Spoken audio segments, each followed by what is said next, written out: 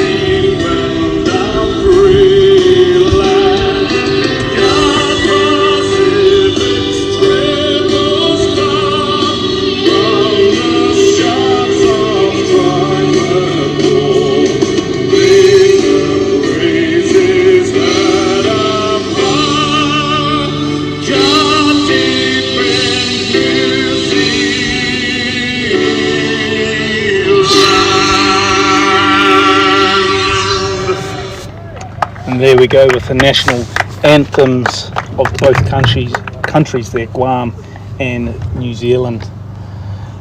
Now a little catch up on the tournament, on where we are at. Both teams have played one game each. Just the players exchanging gifts here. They have played one game each. New Zealand unfortunately falling to Korea in a 4-hour slugfest ending 14-13 in favour of Korea. And Guam taking the win over Indonesia 9-2. Roy, what do you think we're going to see today from these two teams? Oh, we should see some good baseball, Samuel. We've got some good weather for it today. Yes, rain affected day yesterday, delaying game 3, Korea versus Indonesia. Of course, this being game 4 of the tournament. We're just getting ready for New Zealand to do the haka after the plate meeting here.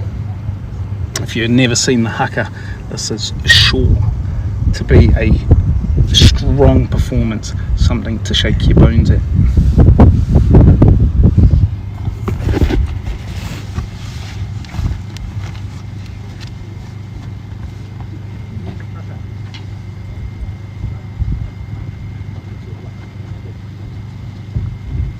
Just going to see if we can get slightly better camera angle So do you want me to take it for Yeah, it can't be there.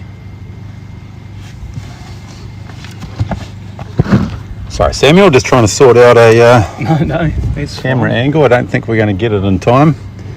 You'll have to see the haka from here. We did plan to give you this shot, however, obviously the Guam team is...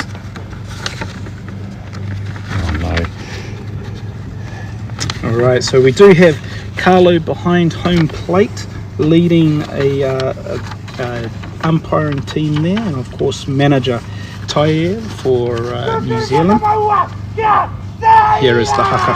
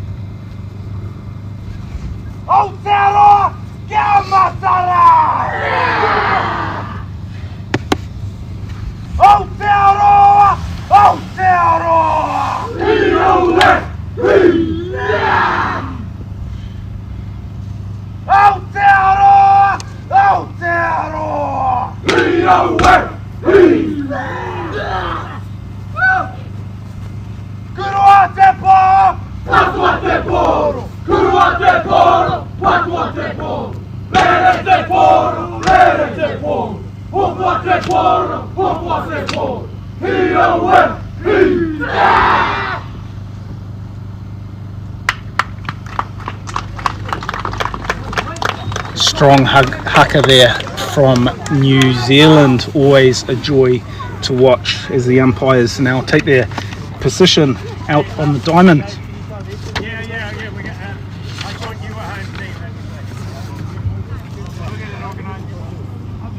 So we'll just take a moment for Guam to take the field as the home team, of course fielding first. New Zealand batting first. Let's see who the opening pitcher is. We're not privy to things like lineups here in our $1 million setup, but something to work for in the future. I'll tell you what, Samuel, if this is $1 million setup, we're in trouble. You've heard the stress I've been under the last few days. It's good to have you with me today. Takes a little bit of pressure off. A professional commentator in the building. Well, I wouldn't go as far as professional, Roy, but it's great to be here. It's my first game of the tournament, and as Roy mentioned earlier, such a beautiful day. The sun is shining. We've got a slight southerly coming across the field. Do you think the southerly's going to affect our pitches today, Roy? Well, the teams really have struggled with the wind.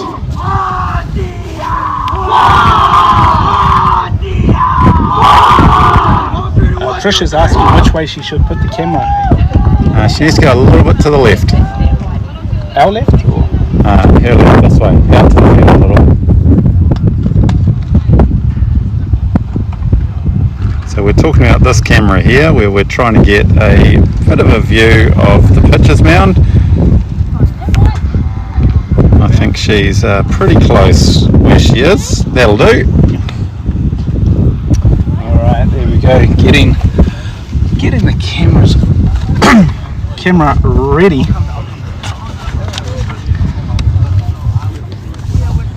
So you've probably had an idea from my inability to handle these social media platforms that technology hasn't been our friend the first 2 days, but Samuel Weaver is a professional streamer that has come in and provided his expertise, and we've managed to go live no problems today. Stop it, Roy. Roy actually figured it out himself. When I did turn up, he actually told me to go away. But no, big thank you to Roy and everyone else that has helped Roy get this production up and running. It's absolutely fantastic to see world-class baseball being played in our backyard. And of course, welcome to our viewers joining in from Guam, Korea, Indonesia, and anywhere else you might be joining us from, including the rest of New Zealand. So just a little reminder, Central City Baseball Club have provided our streaming equipment. I wouldn't say they've provided the expertise, because I'm not sure I've got expertise, but we've got there in the end, and we're looking forward to some good baseball here. Can you send that to me? I have. Oh, sweet, thanks. All right, so we've got, for Guam, we've got number 44, Atheno Jones. He's a pitcher infielder. It looks like he's going to be the opening pitcher today. We're just getting some speed readings here. Looks like he's pitching. That's a 59 fastball there. Let's see if he can reach those 60s. Been a lot of variety in the pitching so far this tournament, Samuel. We've seen fastballs as high as 75 mile an hour, and we've had some finesse pitches that work as low as 55 with their fastball. What you do tend to find though is once that batter steps in the box, these pitchers find another gear. Adrenaline starts going. Yeah, absolutely. I mean, these young men, representing their country, playing national or international baseball. You can only feel the nerves that they must be going through. Great throwdown from the catcher there, number 8, Ethan Santiago. We've got number 23, Corbin McKinley, coming up to bat first, right-hand batter. And McKinley batting a .33 so far in the tournament. 330 batting average will please his coaches. Here we go. Ooh, big swing and a miss. Great pitch. 63 miles. There we go. Breaking that 60 miles. That was a fantastic first pitch. You're feeling good about that, aren't you, Roy? I did call it. The adrenaline starts going. You'd have experienced that in your baseball career, Samuel. Seen you on the mound before. Oh, there we go. We've got a pop-up that is on the other side of the fence and foul. Unplayable, but really committed play by that first baseman. I'll try to get his number for you shortly. You see umpire Carlo moving fast down there, making sure he's got a good view of it. He's come all the way from Hamilton today. Massive thank you to all volunteers, the scorers, the umpires, the directors. Directors? Oh, director. Tournament director. I thought you meant our production director. Oh, and that too. Trish standing next to me, giving me some information. Love it. Just on the outside. Not sure how the pitch will be feeling about that. Good leave by McKinley there. It's 65 miles an hour, so really starting to warm up now. There we go, grounder. Out to shortstop. The play is good. He's out. First out for McKinley on a short grounder to shortstop. 69 miles an hour, so quite a fast ball. McKinley doing quite well to get up to speed with that. So one thing I can tell you from watching this Guam team on day one, they did not make many errors in the field. Looking pretty slick out there, and shortstop turned that one very nicely. Now we do have Scanlon up to bat, batting an impressive 500 to start the tournament. Let's see how he goes here. Wanting to see it, but left it for a strike. Big catcher for the New Zealand team, Shane Scanlon. Plays for the local team here, the HP Hawks.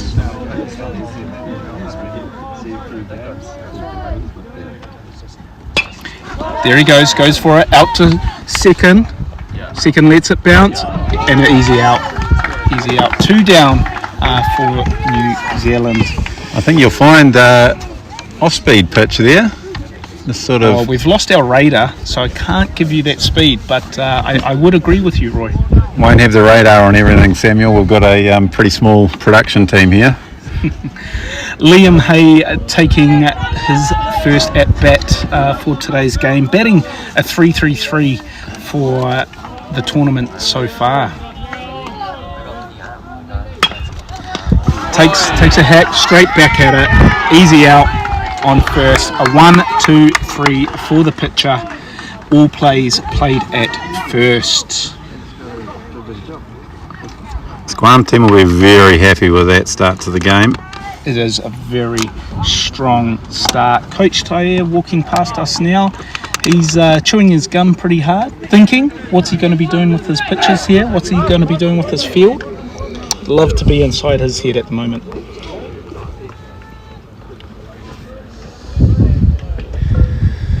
How do you feel, Roy? How do you feel New Zealand is going to go today after what was a really tough loss against Korea? A 4-hour slogfest, losing by 1 run in the final inning after leading the entire game.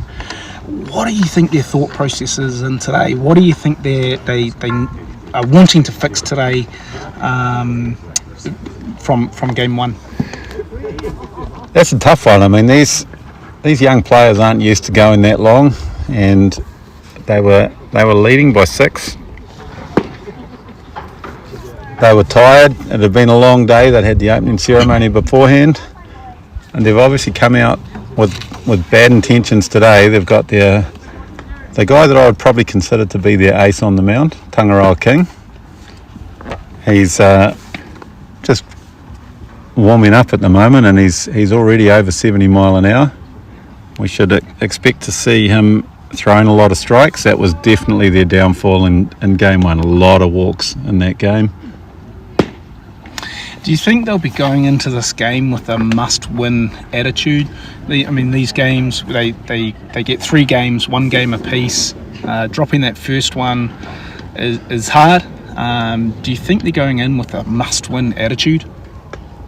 I think you go into every game with a must-win attitude, Samuel. There's a big prize on the line here. Winner of this tournament heads over to South Carolina, small town of Easley, where they'll be playing in the Senior League World Series. So it's not a time to take the foot off the accelerator. Tangaroa King, number 3, just trying to get a bit of control on his off-speed pitch there.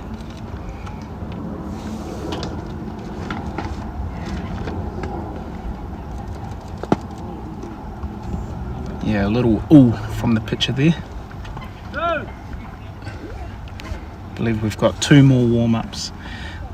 Guam biting at the bit to get into the box. One thing I can tell you for sure, not a lot gets to this boy Tangaroa. He's got a good demeanour, real smooth operator. Pitcher's attitude. He's a smooth operator. Oh, sing it, Samuel. Oh, great throw down there from Scanlon, who of course we saw the second at bat. Oh, nice little sportsmanship there from number 4, Weekly, who's taking his first at bat for the game.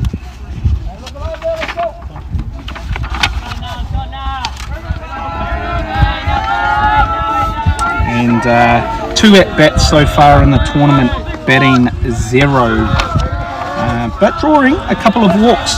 So let's see what he can do here. He'll feel a lot better once he gets his first hit. New Zealand will be hoping it doesn't come today. Oh, good piece. A half swing there, covered on 1, and no cover on 1. No cover on 1. Hey.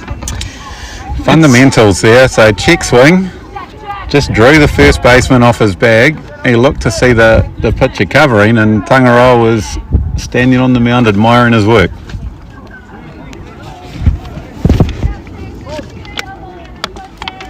Yeah, unlucky result there from for New Zealand. Next up we have Patrick Alvarez, number 3, batting 250 for the tournament so far. First at bat for today. Nice strike, just left it. Small movement from Weekly on first there. Be interesting to see if they decide to put their runners in motion. It is something that we've seen from a few of these teams, Korea and Guam especially, look to run. And he does go. He does go. Here's the throw down from Scanlon. He's in there, safe. is a great steal. That was a great effort from New Zealand. They saw the runner. They did everything right. Just Guam with Weekly there with a great jump off first there. Let's see what he's doing. He's looking at his commands from his coach here. I think you're bang on, Samuel. I think he stole that on the pitcher. Shane really didn't have a chance. Ooh, foul, tip and out. Pretty much blew that past him at 71 miles an hour, and Tangaroa's got another gear beyond that. I've seen him work in the high 70s. Alright, we have number 1 here, Evan Acosta. It's the head manager's son. Batting 500 for the tournament. Runner in scoring position. Let's see what Acosta can do. Oh, good piece! Good piece. Far right. It is fair. Right fielder gets him. Runner rounds 3. In home safe. And Acosta safe on second. Guam taking the score. The first score, 1-0 to Guam on a beautiful double out to right field off number 1 Acosta. All right. Stand-up double. He will be loving life right now. That was absolutely stunning swing there. He'll be feeling good. Guam now in control of this game with number 11 at the plate, Leon Guerrero. Acosta taking the lead, the step off from the pitcher. I will say, Samuel, I think it's a little bit early to say that they're taking control of the game. This New Zealand team, they've got some big bats. They scored a lot of runs against Korea. They did. One run will not scare them. Acosta taking that lead, just shuffling back a bit. Ooh, low and away at 71 miles. Great eye by number 11 there, Leon Guerrero.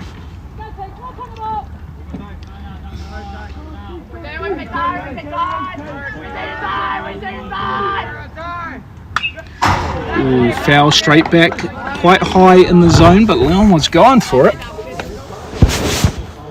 I think you're bang on, Samuel. That pitch, I think that was up.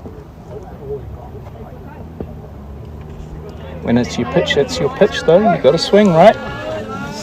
That's the aim of baseball.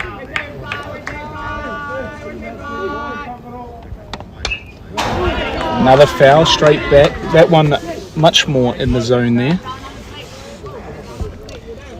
New Zealand doing a great job of holding Acosta on second. Tangaroa ahead in the count. 1 ball, 2 strikes. It'll be interesting to see if he goes off speed.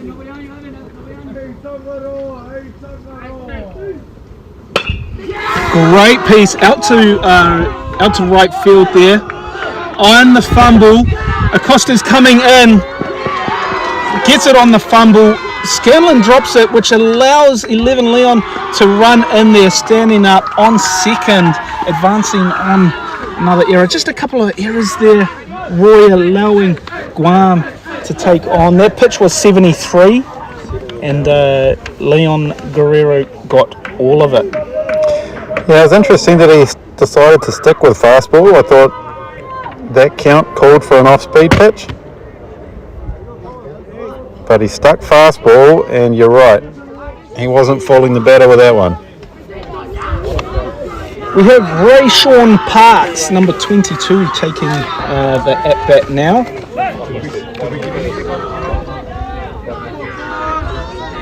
He's batting 500 for the tournament. So he'll be looking to swing here. High pitch from Mr. King. You see number 22 in the batter's box, just really looking to minimise that strike zone. He is crowding the plate, crouching down. Sitting low.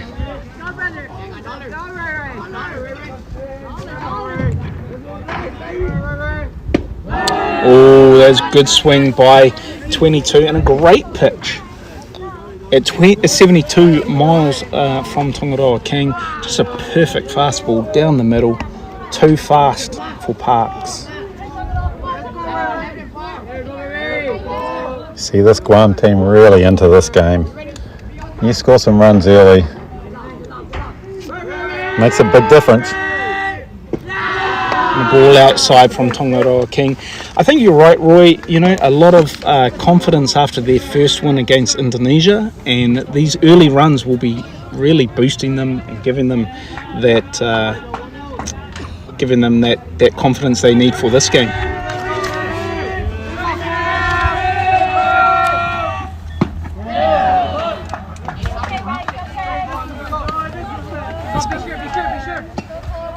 Just trying to have a look at a few of our cameras at the moment.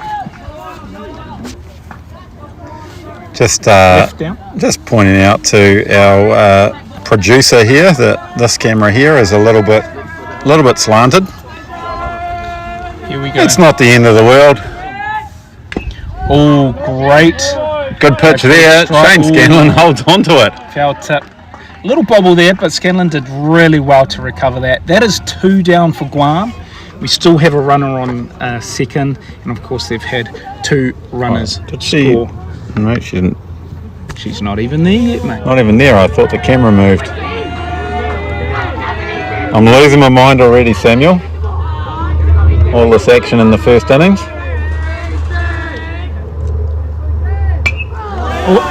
That is a foul behind us, a great piece. This is batter number 8, Ethan Santiago. Number 8, with a strike, first bat. He's batting 0 for the tournament so far, so anticipating his first hit.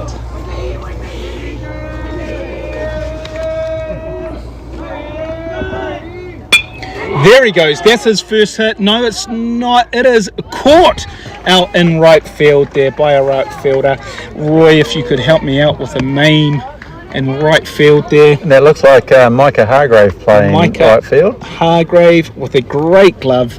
Saw it, got the sunnies on to protect them from the sun, which is just beating down on us beautifully at the moment. That is the end of the top of the first with end of the first with Guam taking a 2-0 lead. That's got to be a confidence builder for them, Roy. Absolutely. There's nothing like getting some runs on the board early. But like I said earlier, this New Zealand team, they got some big bats.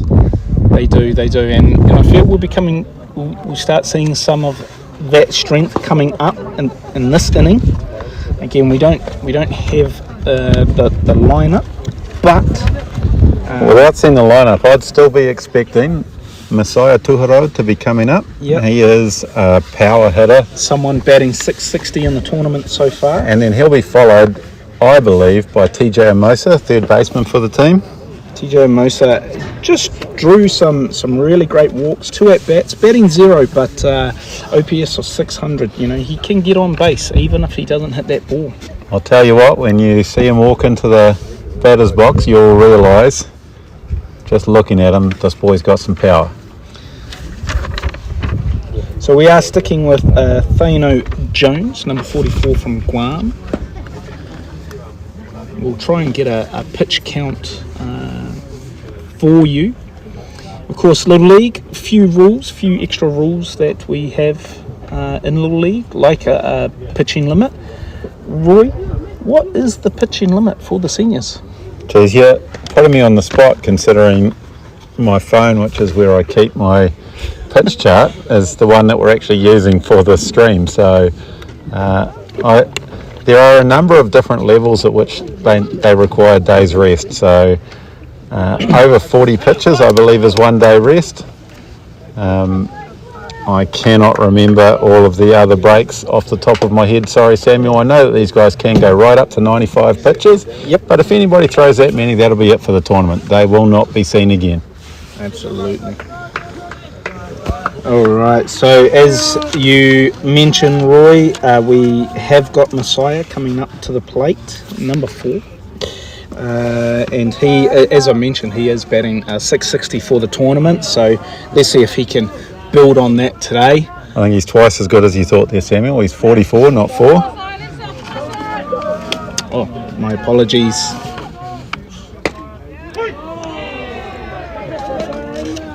One thing with this pitcher for 44. Guam, he might not have the velocity, but he is working the corners and throwing strikes.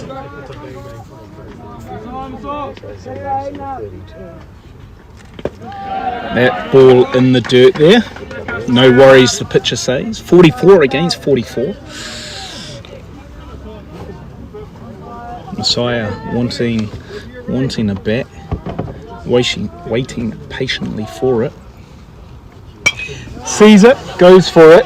Foul behind us. That's an almighty cut from Messiah there. That is massive, that ball. If he squares up on that, that ball is gone. I think a real prospect for a home run from this batter, isn't it, Roy? Well, he's not a young man that you will ever accuse of being a contact hitter. He swings for power.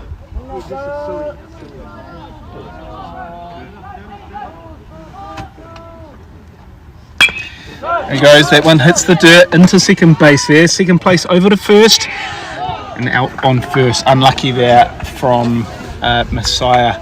It was a great piece. Unluckily it went down and hit the dirt. Took the pace off that ball for that second baseman. So I said to you earlier, Samuel, this Guam team, they just do the basics. You won't see too many errors, and as you commented in the first innings, it was just some little bobbles, just some little errors from the New Zealand team that actually led to another run scoring. Yeah.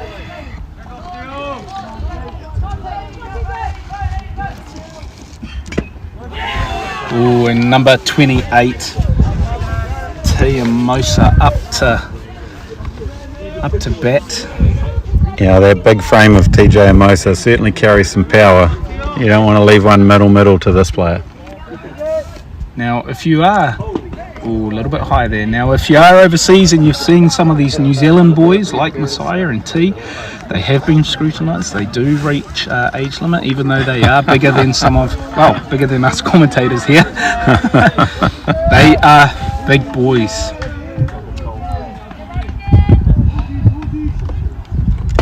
Oh, that's a beautiful one in the zone. Oh, TJ looking a little bit annoyed about that one. That was outside corner, but hey, that's where a pitcher wants it. The catcher helped him out.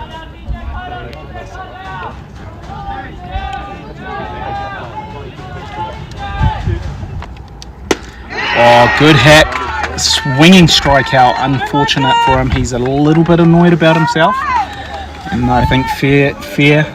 You know, it's fair to be annoyed. You want to be a bit annoyed about yourself. Forget it, reset, and get back into the next one, eh? 2 down with no damage, and Guam really rolling along. So this is that right fielder, Samuel, Micah Hargraves. Yeah. Micah Hargraves, fantastic catch at to end the first inning. I'll tell you what, he is yet another bat that comes with a lot of power. I've seen Micah put them over the fence, to all parts of the field. Batting 333 for the tournament so far. Wanting to add to that now. Leaves it inside pitch. Guam not too keen on that call. That looked close.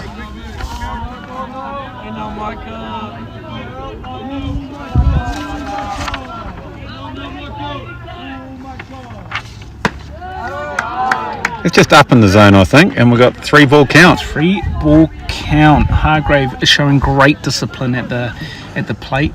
Jones, getting a little bit further into his count now. Let's see how he goes with his control.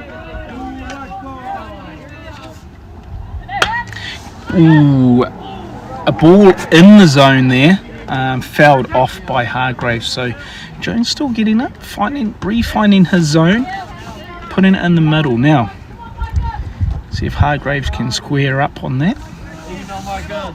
I like the aggression from the New Zealand team. Green light. Get a pitch count. I don't know if you're allowed to or not. Or maybe after. That one's definitely outside, and Micah will take a walk. New Zealand, I believe that's their first base runner of this game. It is. Of course, after a 1-2-3 out in the first innings, all on first base. We have Harvey to the plate. Batting 0 for the tournament so far, so seeking his first bat for the tournament. Hugo Harvey, number 9. So this kid Hugo Harvey, representing the Bayside West Haven Club. He's known as a real gamer. Jones outside and low. 21 pitches so far from Jones.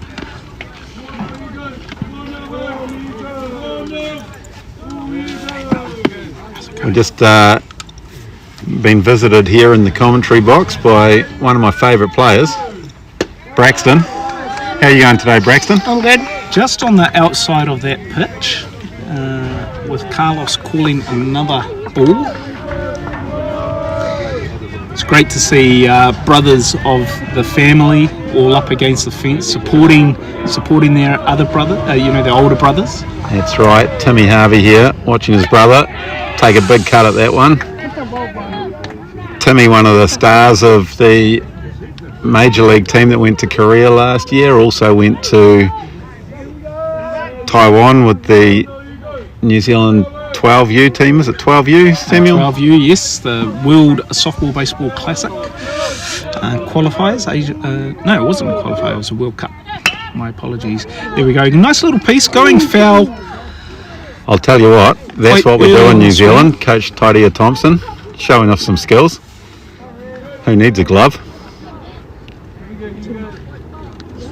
Harvey just taking his time to see the signals from his coach. Sitting on 2 balls, 2 strikes here. Still got Hargreaves on first.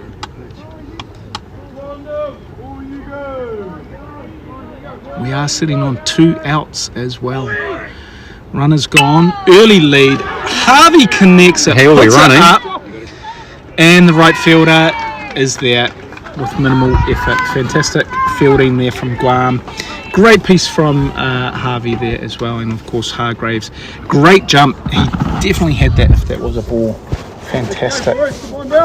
Fantastic effort. That is the top of the second. We go into the bottom of the second now with Guam having a 2-0 lead. Guam will be wanting to add to that scoreline. Of course, New Zealand really wanting to go into some damage control in this inning. We need a big inning from the pitching and from the infield.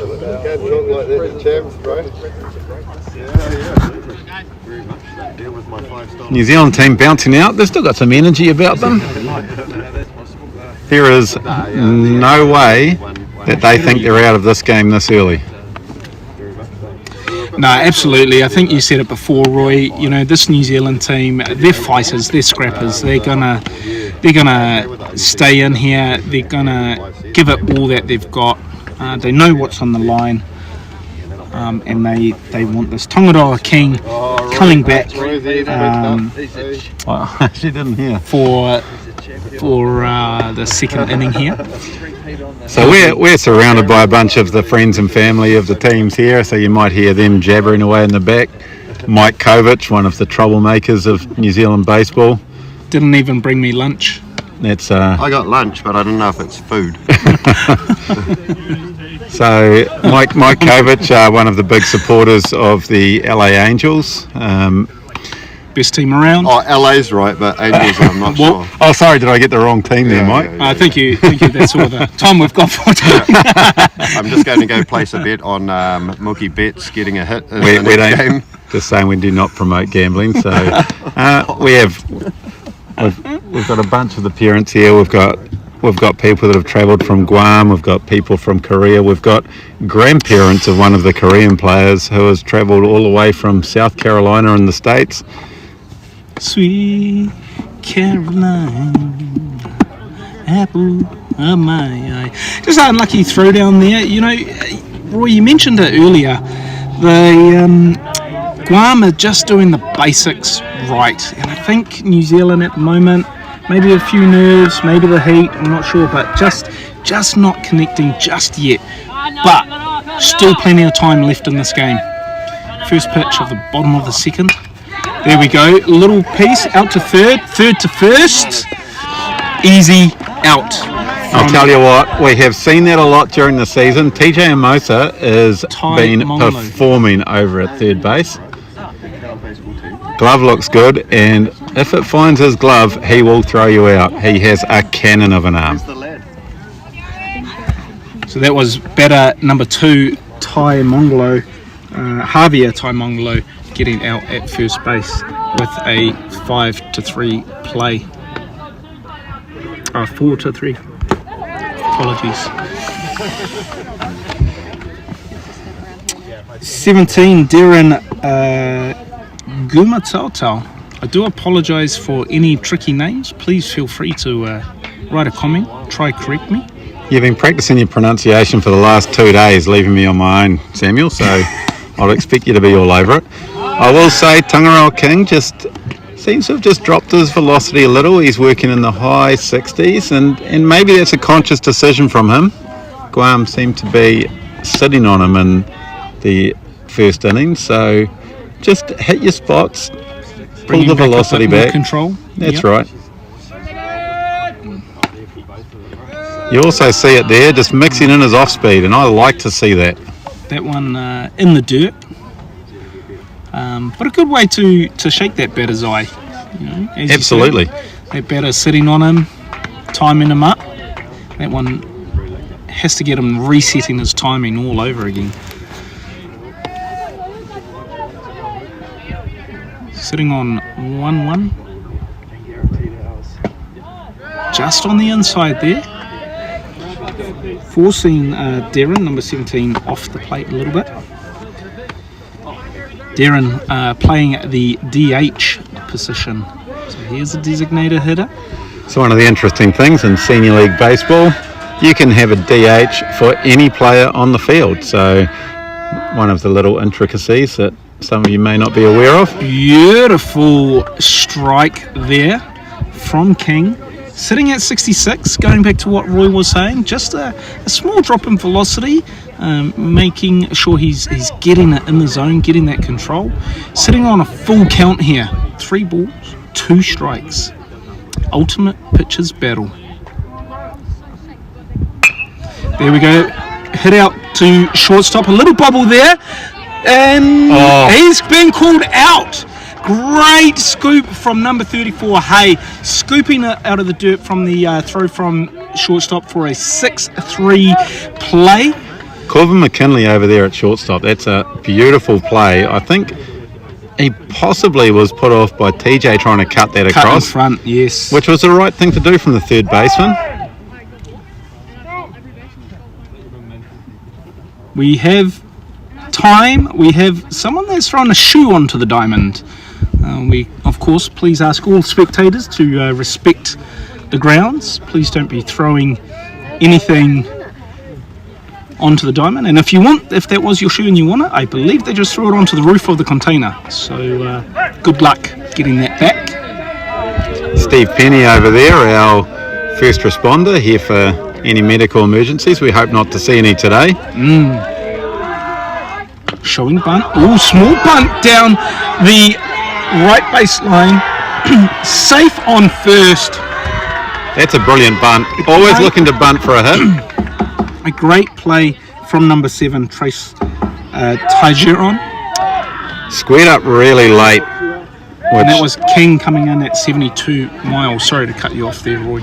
Just that squaring up late for a bunt really does make it tough on the third baseman. Third baseman, if you square up too early, will obviously charge. If that had happened, he would have been able to make the play. Right, we have shortstop number 4, Caden Weekly, back, of course, getting onto first at the moment on his first at bat. Later scoring. We have a throwback to first. Weekly squaring up for a bunt there. Now, important to remember that Guam is 2 down, so squeezing that field, they've got to be pretty confident in their bunts. I don't think he was actually going to be laying down a bunt. I think he was looking to see what the New Zealand team would do. I think they're going to put this runner in motion. And there he goes. Oh, he's lost it. The throwdown not complete. He rounds third. He's going to stay on third. Roy called it. Sent the runner.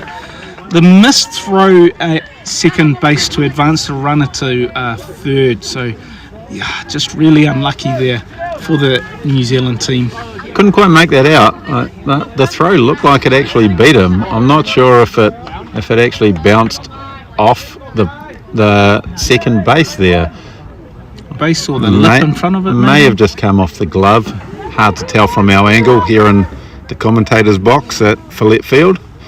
Follett Field, love it.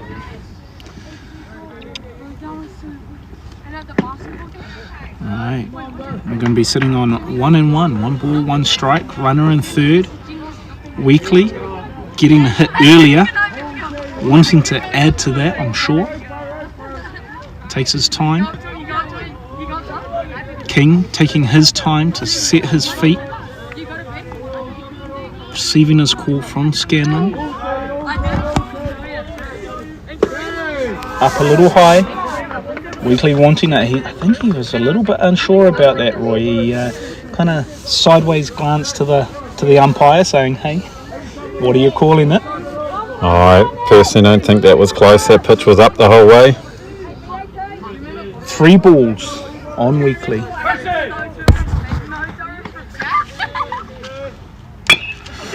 And that's going to be foul. Good chop from Weekly. Saw it, went for it. Fortunately getting a little bit early, driving it. Foul to the left. So we're now sitting on 3-1.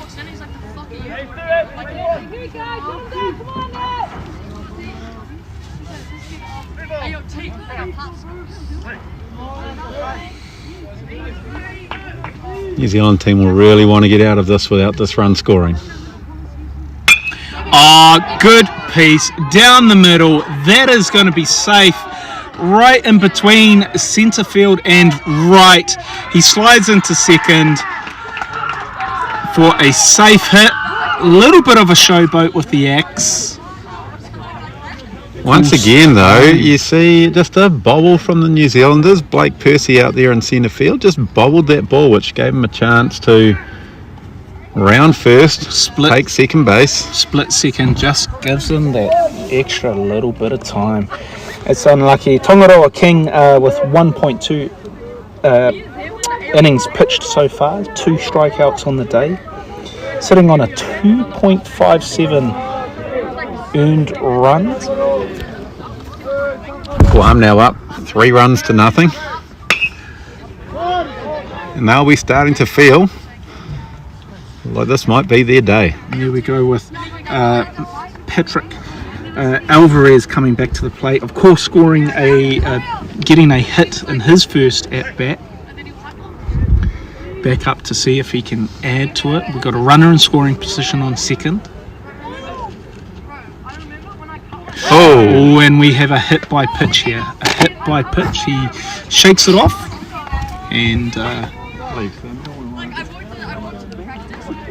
goes up to first there. Now my camera operator has disappeared, so we'll stick with this angle for the time being.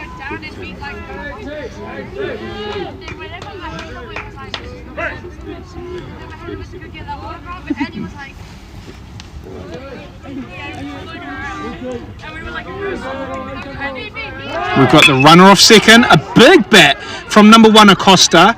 It's under right field, it's over the right field's head. Hargraves throws it into second. We've got number 4 that has scored. And here comes a second one, number 3 Alvarez scoring. So Weekly and Alvarez across the plate for another 2 runs. That takes Guam to 5-0. King feeling it. Looks like we're going to have a time from New Zealand here. We just need a little bit of time to just slow these boys down. Of course, Guam with the runner on second. King still feeling okay up there, or looking okay. This will just be a, hey, don't worry about it. Do your job. Let's get back to the basics. The sun is slightly behind these players, but looking up, it's going to be in their eyes in this afternoon sun. It looks like Hargraves just losing that ball in that sun and over him. a little bit unlucky there in the field. I think this is a good timeout from New Zealand. Let's see what King can do after this timeout. We have number 11, Leon Guerrero, coming to the plate now, of course, with the runner in scoring position. Just to catch up, my camera operator who's back, my co-commentator Roy, courtesy of Central City Baseball. Massive hit to the right field over Hargrave's head.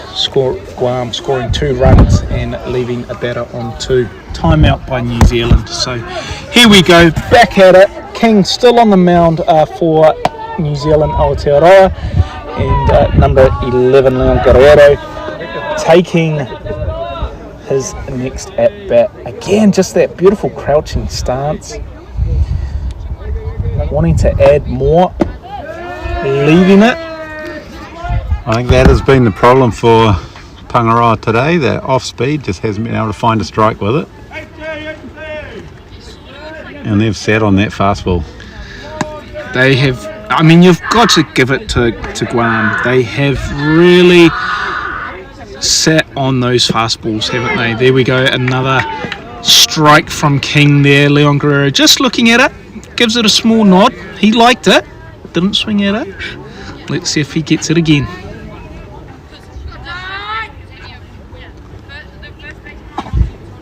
Might maybe actually move that camera. It started to wobble around a bit. So you want to take it fully off and put it back over this way? Yeah. Maybe like just don't even need to be that high. Maybe one this side of Ayrton. Oh, a great pitch. We don't have our radar up for that pitch, but I'm going to say that was comfortably in the 70s. A great pitch. Leon Guerrero looking at it, swinging at it, and just a foul behind him. Interesting to hear there the Guam coach saying, see a fastball, kid. That has been their approach. Look to hit the fastball. There's another ball. This is a full count again for 3 balls, 2 strikes. King finding himself in this position quite a bit this game so far, Roy. Well, they haven't swung at an off-speed pitch. Even the ones that have ended up in the zone, they've just let that go. They've got their approach. Oh, big swing. And there's the out. That's the 3rd out. Fastball there was too much for him. Roy, let's dissect that a little bit. A tough inning. We got 2 early outs. All those runs scored on 2 outs. That's got to hurt. That's baseball. That's baseball. It happens so often. You can get those first 2 outs. Thank you. You got to get the 3rd. You've got to get the 3rd. Words of wisdom there from Roy. You've got to get the 3rd. One thing I will. Truer words ever spoken, mate. One thing I will say, Samuel, this New Zealand team, they might have been on the wrong side of it, but they've seen what can happen in this game. You never give up. You're always in it. More true words from my co-host Roy there. And Roy, you are right. I mean, this is a 7-inning game, so not 9 innings. That's one of those differences we talked about with Little League. 7 innings. This is top of the 3rd. We've got over half the game to go, and New Zealand is still in this. 5-0, as we've seen, isn't a score that you can't run down. They're absolutely in this game. So we are sticking with Thano Jones, number 44. 2 innings pitched, only the 1 strikeout. His outs coming from field plays so far, but of course sitting on a 0 ERA with New Zealand scoreless through 2. Well, I've just seen a New Zealand manager, Tairia Thompson, walk past us. He's looking positive, keeping it positive for his players. Absolutely. Let's just talk quickly while we've got a bit of spare time. The New Zealand uniform, mainly Tairia's hoodie, new one for 2024. Absolutely beautiful design with the stingray signifying swiftness, strength, and that hunter mentality. Let's see if we can capture that. There we go, first hit. Oh, and a fumble from third baseman. This is going to put Percy on the plate. This is going to put Percy on, sorry, not on the plate, on the base. New Zealand fired up for that. That is one thing we have not seen from Guam. We have not seen those simple mistakes. Yep. And it will be interesting to see what that does.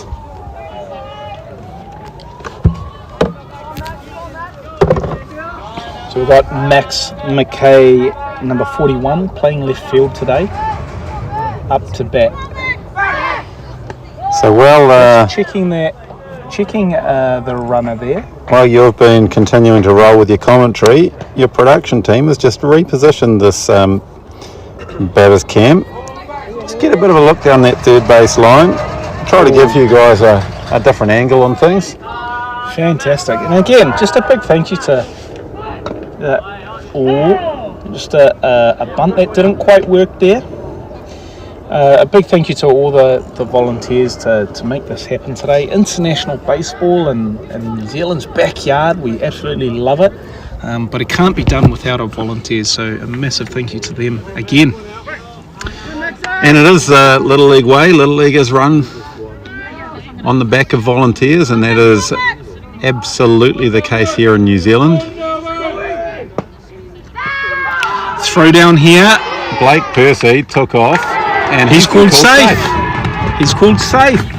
Of course, we can't see the angle from here, but Keith having a perfect view. I think Guam just challenging the tag, but Keith says no.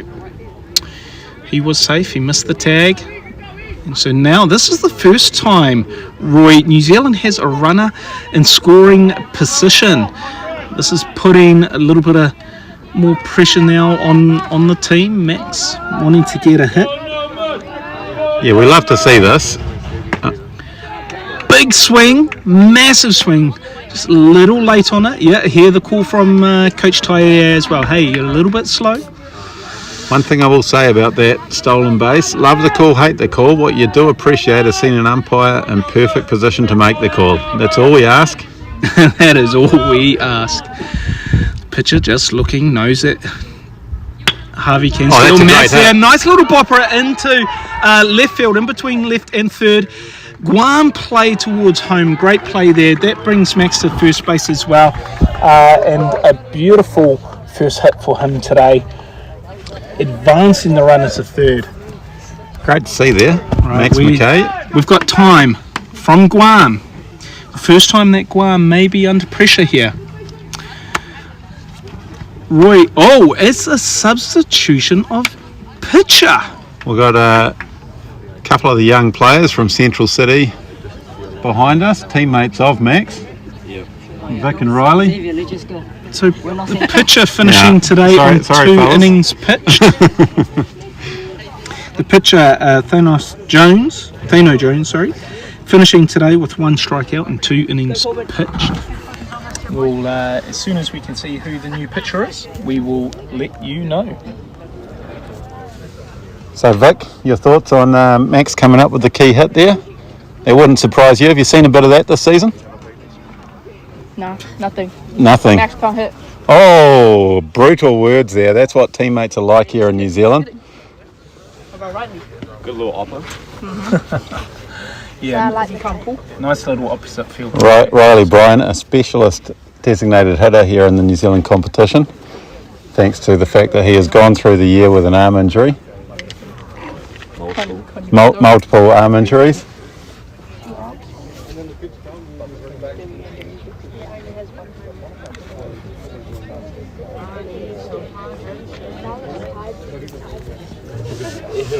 All right, Guam, just trying to get these pitching counts correct. He's just needing to, so it sounds like this was a very strategical change. He had a limit that he was pitching to today, which is 30, so he has a day's rest, not wanting to burn him for any further games, but just arguing whether he was on 27 or 30. So we'll let the scorers and the coaches nut that one out.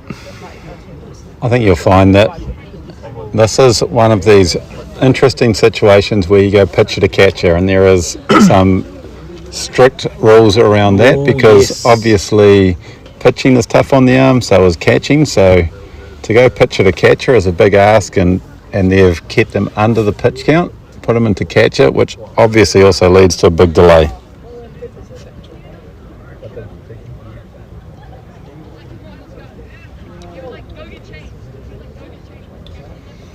So once we do get underway, we'll have Corbin McKinley coming back into bat, batting 250 for the tournament.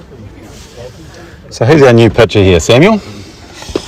Let's have a look, shall we? Number 3.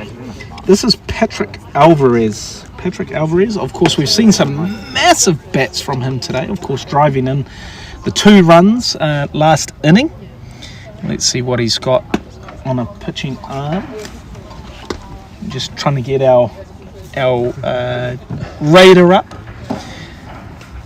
Some nice warm-up control there, though.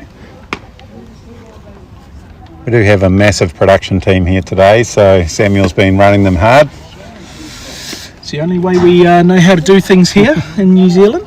Do the mahi, get the treats. I'm looking forward to my coffee after this. Do the mahi, get the treats. Okay, sitting at 54 at the moment, but I have a feeling he's just warming up. I think you'll find that those readings were on those off-speed pitches he was trying at the end there, just trying to get a feel for it. What does this do to New Zealand, Roy? They've finally figured out the last pitcher. They've got a couple of hits, they've got runners on base, and then all of a sudden a pitching change. What does this do to New Zealand? Well, I think most of these players are quite used to it. We see a lot of pitching changes in Little League Baseball. They've had a chance to see him warm up. McKinley getting in that box. It might be a different story if we had a pitcher going up there throwing 80, but they can adjust. Alvarez with the throwback. Ooh, another drop ball from Guam. So this is a typical situation. Runners on first and third. Typically the runner on first will be in motion, and this Guam team need to know what they're doing about it. Got a decent lead happening on third base down there. 2 out, Samuel. Would you, if that runner goes, would you try to throw him out at 2? 0 out. Oh, 0 out. What would I know, eh? That is a lost ball. That's okay, Roy. It's a lost ball. Advancing Max, but holding the third baseman there.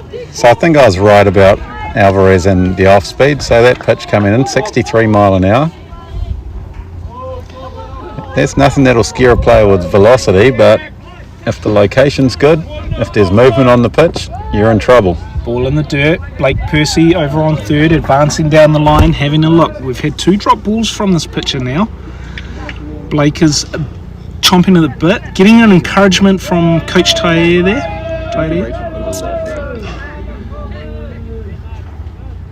Max just shortening his lead. No one holding him on though.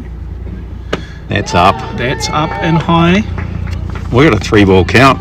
Alvarez doesn't sort this out. We're going to have bases loaded here. just biting his glove. Game on, Samuel. Game on.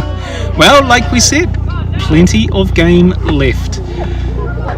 McKinley, not even looking at that pitch. Dropped the bat before it came, and even came across the plate to walk to first. Bases loaded situation, and we are back at the number 2 hitter here, one of the big bats. 2. You do not want bases loaded going into the heart of this lineup. Batting 400 for the tournament, leaves a fastball on the inside. And there was a fastball. Alvarez up at 67 there. 67. Probably one of the faster ones we've seen from him. Is a beautiful strike. 63.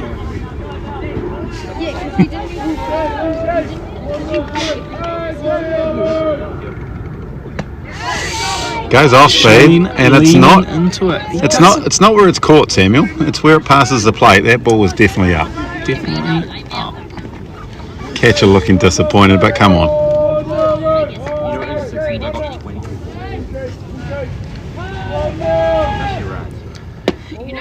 Oh, outside corner. Shane doesn't appreciate it, but that is a great pitch. Pitcher's pitch right there. Here we go with a 2-2 count. Shane seen 2 now.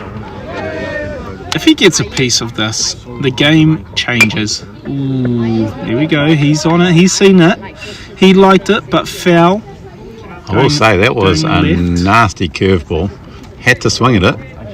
Probably ended up being down in the zone, but to get a piece of that, Shane's looking good.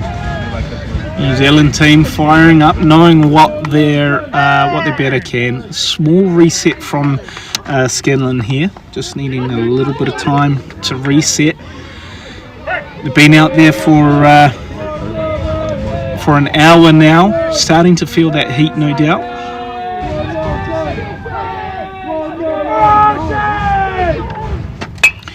Ooh, great piece. Gone far, but foul out right field over the dugout. That's become a souvenir for someone. And you'll notice here on the footage, Corbin McKinley there at first base taking a massive lead. It's all eyes on the batter. All eyes on the batter at the moment.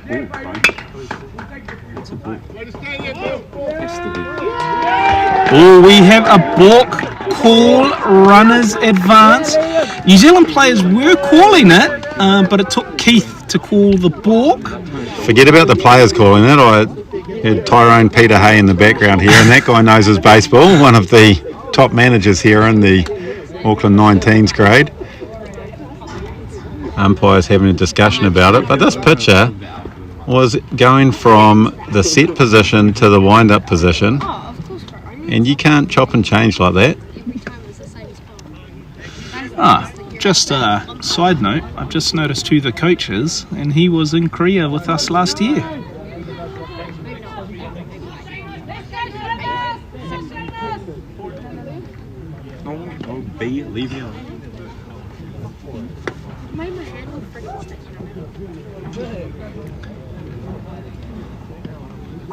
So that does bring in New Zealand's first run of the game. Advance 2 runners into scoring positions. Runner Max on third and McKinley on second. Not quite sure what's going on here with the umpires. There's a bit of confusion with the. That's a bit of a chat. I think it might just be the Guam manager here, just wanting a clear explanation so he can relay that to his pitcher. I'll tell you what though, Samuel, you won't get a clearer balk than that. Quite an easy call for the umpires.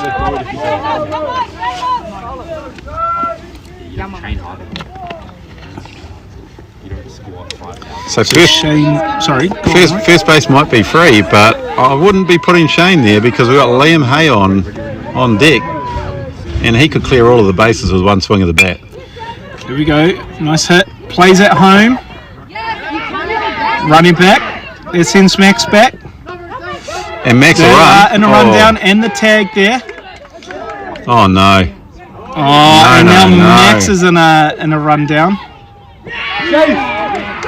And Max is out as well. Also, Max out on third. McKinley out on second. Getting caught up, not retreating all the way to second once seeing his teammate Max in that rundown. That is unlucky. Brings us to 2 outs just like that. We do have Scanlon on first base. I believe that's going to be through a fielder's choice though. I will disagree with one thing there, Samuel. That was not unlucky. Runners on second and third didn't have to go. Infield drawn in.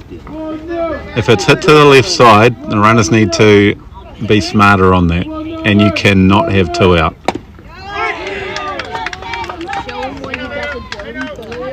Alright, so New Zealand team running themselves out of a fantastic opportunity there.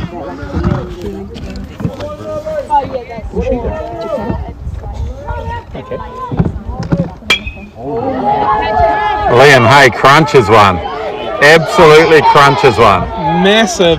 Out to the fence, or almost out to the Right fence. centre. 387 feet out there. He's in second. Scanlon scores from first.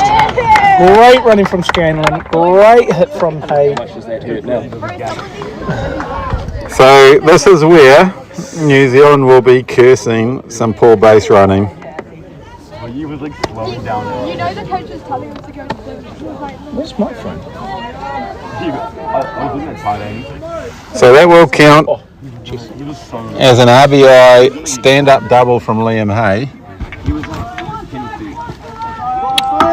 Ooh. Samuel. What was that at? What was that at? It's on the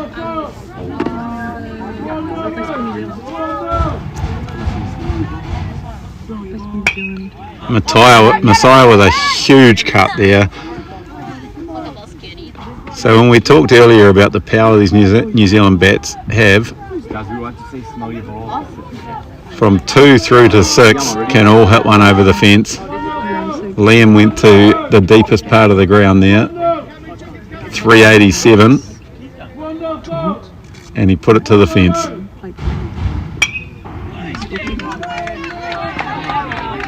Another big cut from Messiah. He's down 2 strikes.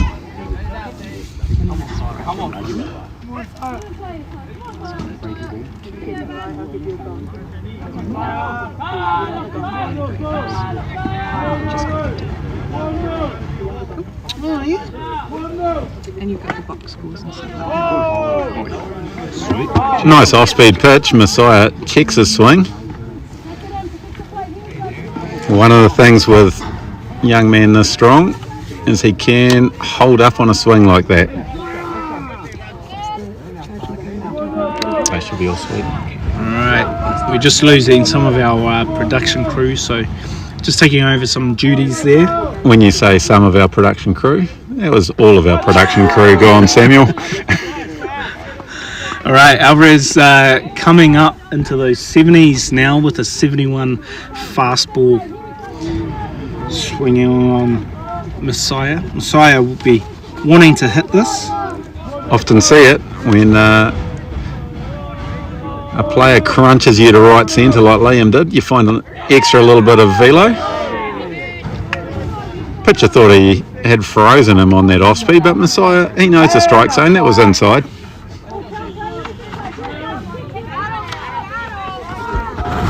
We have a 2-2 count. Unfortunately, my app isn't updating like Trish's was, so not sure. I was wrong. It was not a 2-2 count. It was a full count. Messiah takes a walk. Messiah takes a walk, so now runners on first and second, and we've got TJ Amosa coming back to the plate.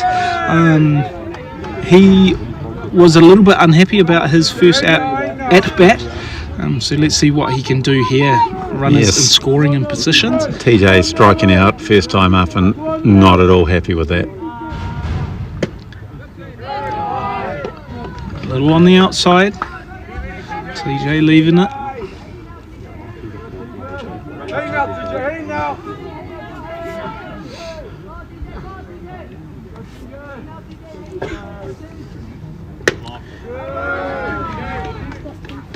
One thing I will say here, Samuel, any base hit and New Zealand will score a run. They've got Liam Wheels Hay on second base. When that boy gets going, he will be rounding third and nothing will stop him. Great train. Oh, just taking that pitch outside. He's actually seen 2 of those outside pitches. Decided to swing on this third one, driving it foul straight into his dugout. TJ knew as soon as he swung that Sitting on he just swung at ball 3. Sitting on 2 balls, 1 strike. Let's see what Alvarez does with this next pitch. Ooh, puts it in there, foul straight back from TJ. TJ's seen that. I'm not sure Alvarez wants to challenge this. I think TJ will be disappointed there. That was a hanger, Samuel. That ball should have gone.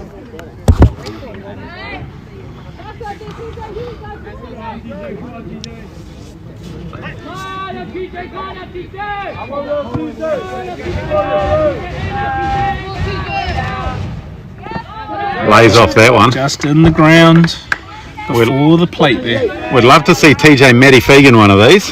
Matty Fegan and the National Club semi-finals put one to the very top of that backstop in left field. And TJ's got the power to do the same. Another one in the dirt that walks TJ Amosa and advances the runners. So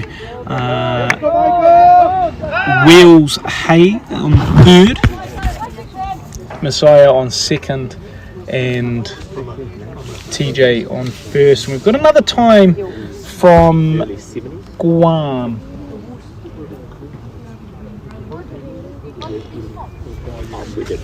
Well, there's no rest for this Guam team here. Micah Hargrave coming to the plate with the bases loaded, and this is just another one of these New Zealand players with plenty of power, Samuel. Yes, we did see his power in that last time he batted. Unfortunately, was for naught, but we did see some of that power displayed. Nice little reset here. Oh, it looks like it's going to be another pitching change. This is one of the things in these Little League tournaments, especially in the round robin stages. The coaches are really looking to position their pitching staff for semi-finals and finals. Now, Roy, you and I both have coaching experience at the Little League level. And I think you raise a really valid point with wanting to position your pitching staff, for the semis and for the finals. Can you explain that to our viewers? What do we mean when we say we're trying to position for that? Well, as we talked about a little earlier, the day's rest that they have, depending upon how many pitches they throw. If you're looking to get somebody to pitch in your semi-final, then you've got to make sure that you keep them under a certain pitch threshold so that they're available. Absolutely. Now, of course, we had a rain day, so that gives a day's rest to everyone that pitched on day one. This is effectively day two. We've got day three tomorrow, which is the final of the round robin.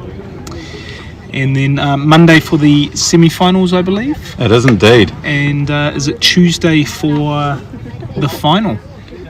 There'll also be a third and fourth playoff on Tuesday, but the final, the big dance, that's what we're all here to see. Winner of that game, one game, winner is off to the States to the World Series.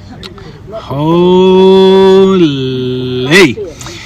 And Roy, you've been on that trip. I mean, I've been to the States plenty of times, but never to Easley for the Senior World Series. What are these players? What should these players expect for those players that do make it there? It's a fantastic experience representing your region. The level of competition is high. It's a double elimination, which means lose 2 games and you're gone. So it's high pressure baseball. Right, we'll just try to get a number. I believe this is 22, Rayshawn Parks, the new pitcher. Just waiting for the app to update, but from my notes, I believe it's Rayshawn Parks is the new pitcher. And it is. I can now confirm that with a ball 2. So he's working in the high 60s, 67 with that last pitch, and a very nasty situation coming on to pitch with the bases loaded. I think that one's low to the umpire. I don't know if you could pick that up on the camera, but very clear instructions from the New Zealand coach. They do not want to see him swinging at ball 4. Third base is... And there we go. Oh, there we go. A walk in a bases loaded situation. This is a tough spot for Rayshawn Parks to come into the game. Bases loaded situation is already high pressure enough to issue a walk on your first batter. That's tough. That's tough. Tadia Thompson, coaching at third base there, can take a bit of credit for that, because that looked like a pitch that I think Micah would have liked to swing at, ended up being down, and he ends up getting an RBI with the walk. All right, there we go. We have a strike from Parks. First strike that he's delivered since taking the mound. We've got Hugo Harvey, batter number 1 at bat at the moment. Still looking for his first hit for the tournament. Nice hack there, coming over on top of the ball.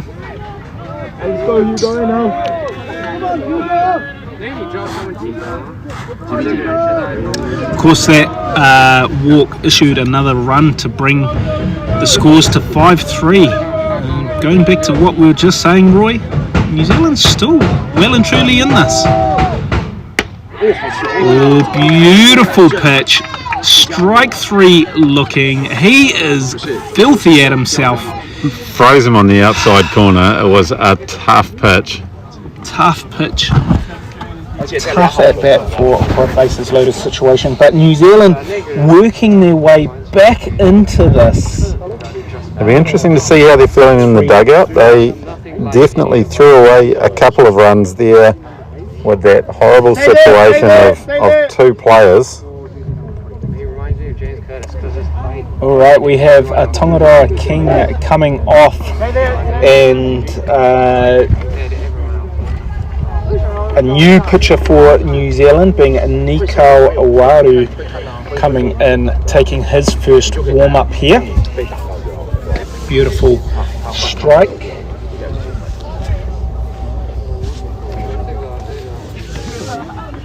Well, it seems to be a thing with this New Zealand team, high-scoring games. Let's see if they can start throwing strikes and playing defence. I'm sure it'll be what the coaches are calling for.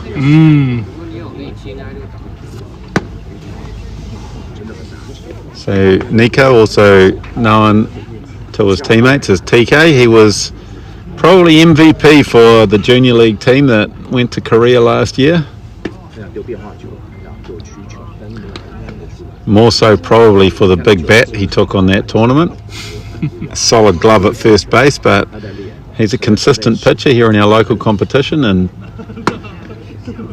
given his chance in the national level. I'm sure the coaches would have told him to go out there and throw strikes, and we can all say if only it was that easy.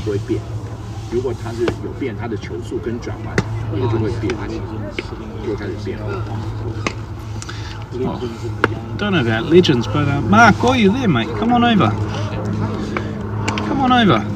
Samuel Weaver just calling tournament director Mark Irwin over. Mark Irwin, tournament director. He's calling us legends, but this man, a legend of the game, president of the ABA, the hosting organisation. Mark, how is it to have international level baseball in our backyard? How are you feeling? Mate, it's great, isn't it? I mean, it's dreams turning into realities, and that's what it's all about. It's been a long time coming.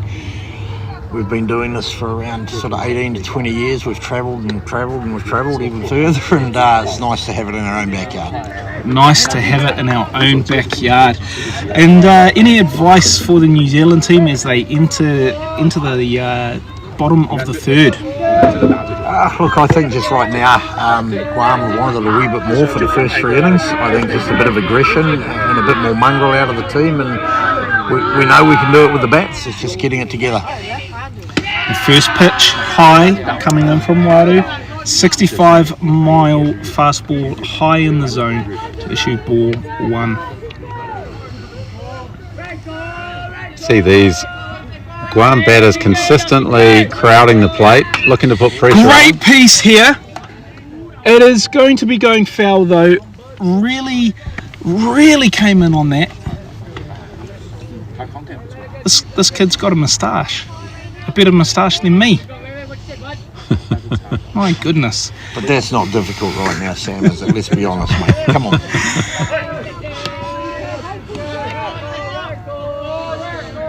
So Mark Irwin with the classic bit of New Zealand advice, let's see a little bit of mongrel. Do you want to explain that to us, Mark?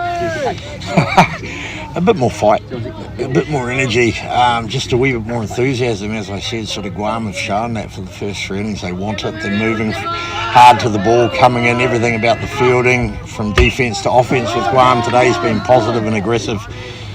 I think we've started to see signs of life from our boys in the last innings. Now it's about cleaning up, getting back in the bat, and away we go.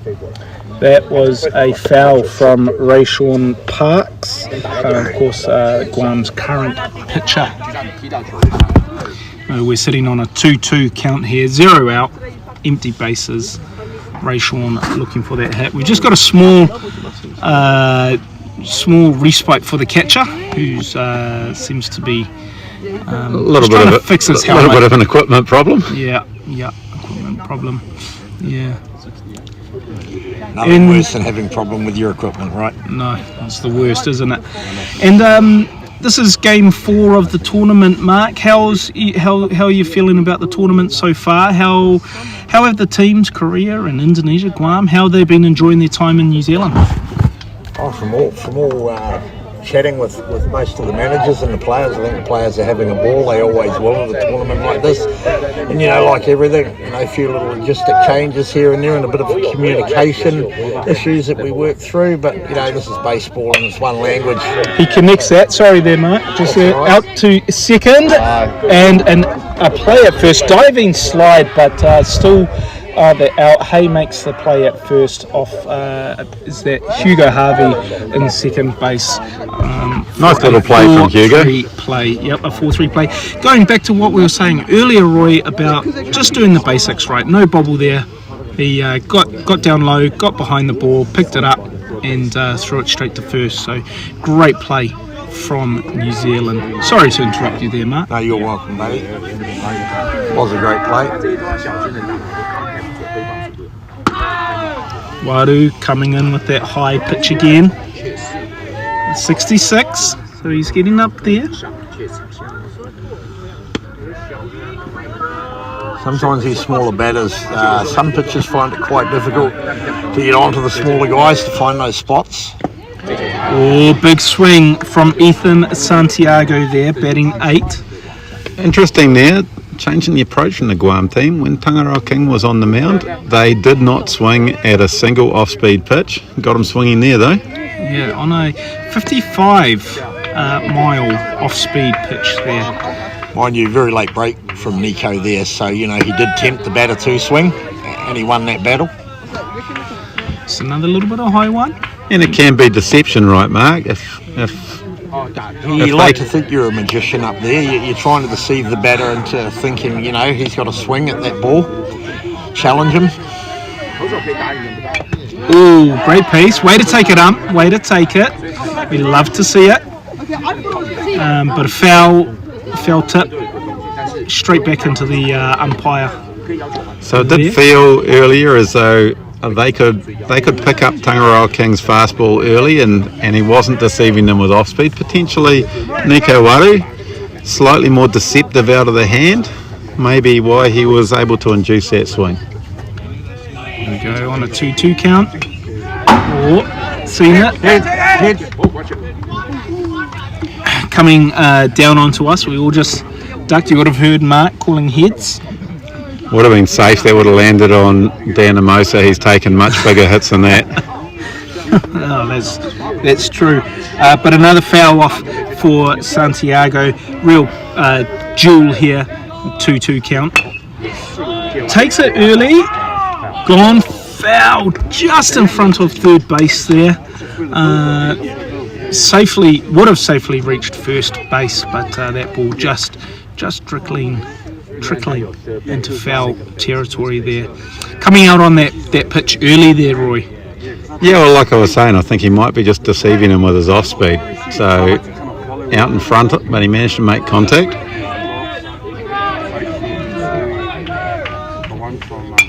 Oh, this is a pop-up, a massive pop-up. Shane under it. Shane sees it. He takes it all. Fantastic catch from Shane there. Classic work there from TK. That's what pitchers do, right? Pop up on the infield, just get out of the way, leave it to the fielders. Believe that is our second out now, 2 down. Shane just taking his time to readjust his helmet again. In fact, this is a new helmet, I believe. Yeah, when he was having problems before, they came out with a replacement helmet. So taking this one now. Now we've got Javier Taimanglo coming to the bat.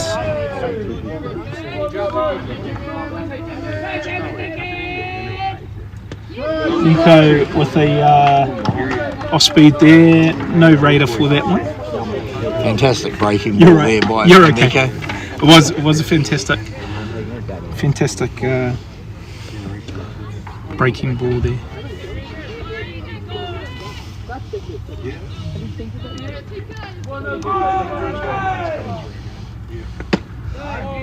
Ooh, just trying to work that off-speed pitch there. Trying to look like he was trying to add a bit more spin into that, but fell short.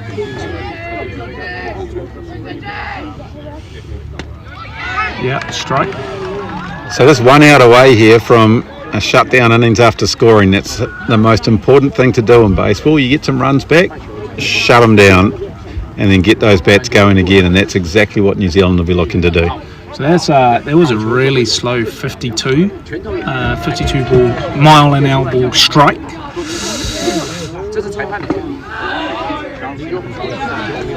Catcher just keeps calling off speed. 30 might have covered him a wee bit with a fastball there, up and in, and sort of broken that. Well, I do tend to agree with you there, Mark. Somebody who's pitched as much as you have would know that would be what you're looking for. Oh, and high. So this is going to bring up a full count, I believe.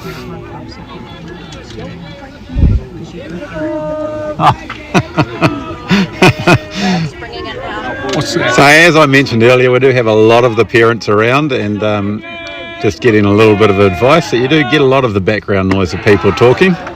That's gone high to walk. Taimanglo.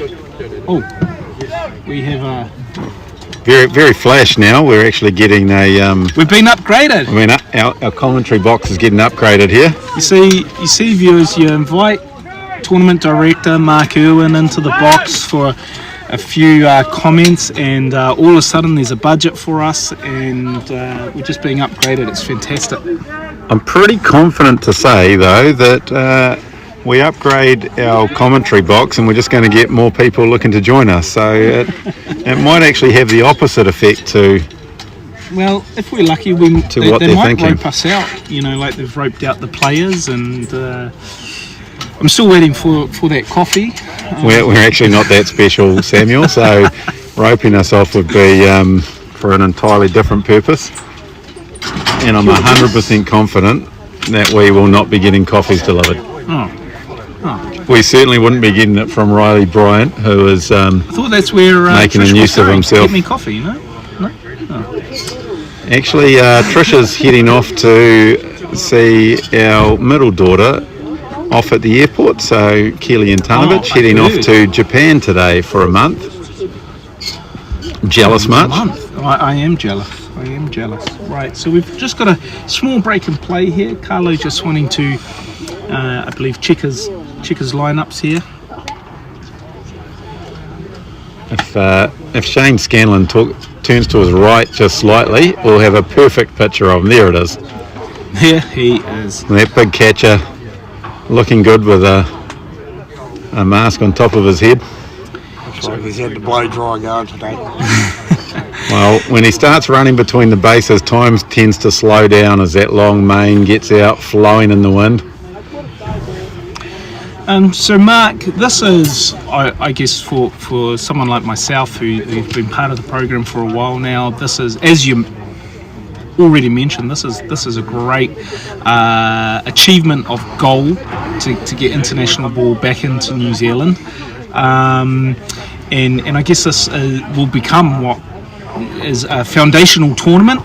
What's the next steps for Auckland baseball and New Zealand baseball as a whole? Are we going to see more of these tournaments? Are we going to see more travelling teams coming down to New Zealand?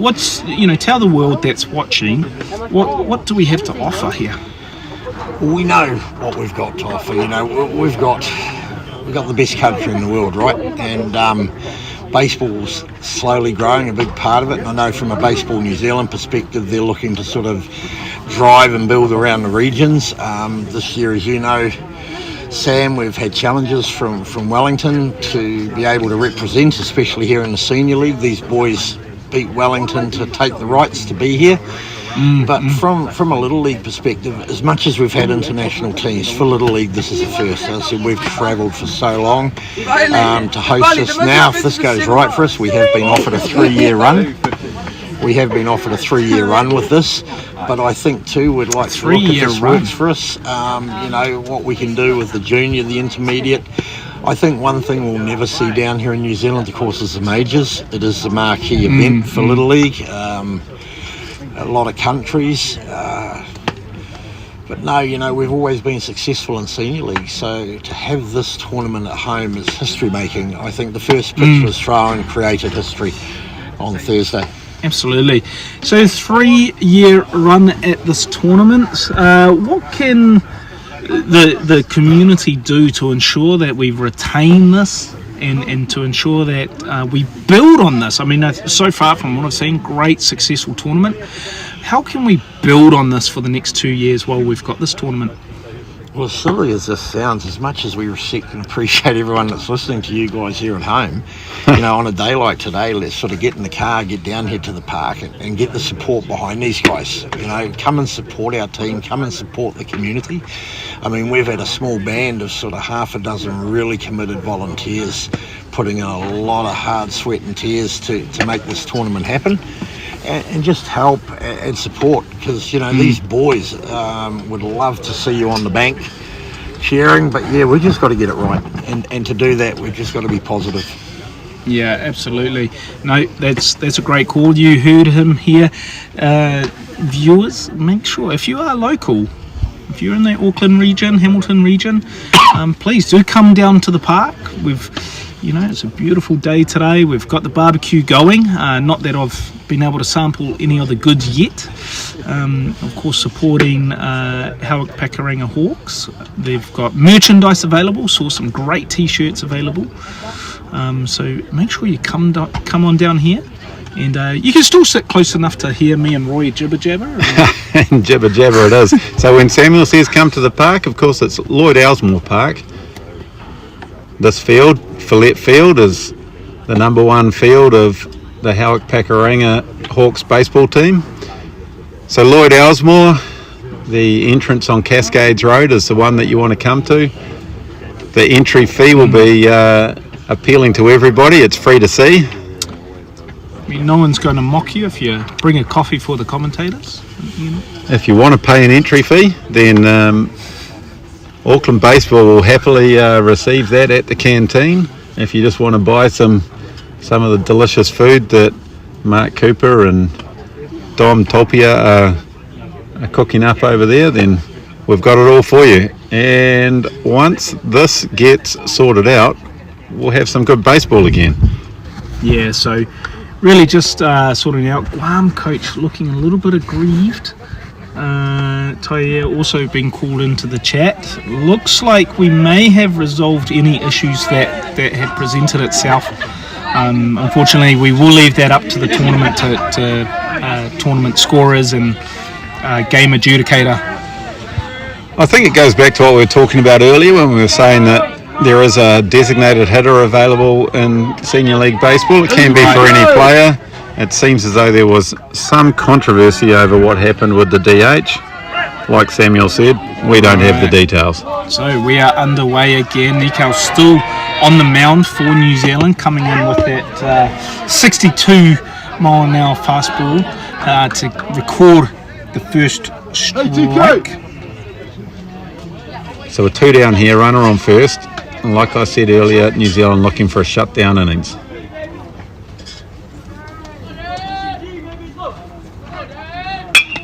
Oh, and a massive hit from the DH. That is out to right field. That is down. He's going to turn first base here.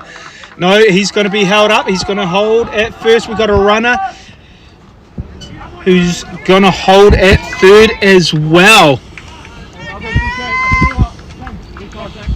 Micah Hargrave there out in right field. Out in The right wind field. making it a bit difficult for him, so we do have a wind blowing in from left centre. Yeah, we do have that southerly that we talked about at the start of the game. That's really going to drive that right field. Two outs runners on the corners. It's just about staying patient now and just looking for that ground ball or that pop-up. It'd be an interesting call from the New Zealand team here if the runner goes. And he does. Massive hit again from number 7 there. Into centre field. With And a that's our beautiful third out. catch for you both for 3 your work. outs. Thank you for your Thanks, time, Mark. Mark. Appreciate it. Blake Percy out there in centre field. He's got a very, very safe glove, and New Zealand get their shutdown innings. Bit of cloud cover as well. I think just helping with that heat, helping keep your eye on that ball a little bit easier.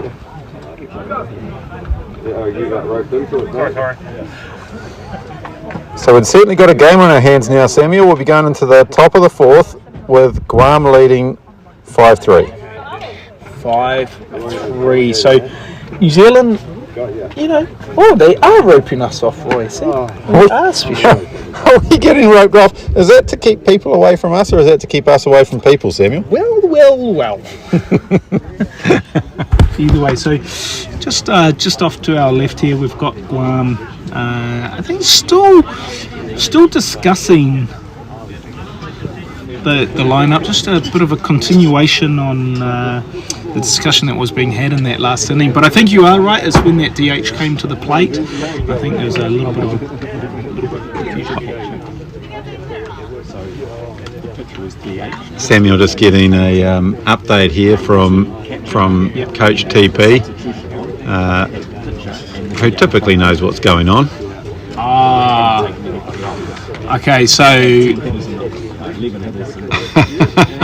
so what we've been told is, of course, they can have a DH, a 10th batter.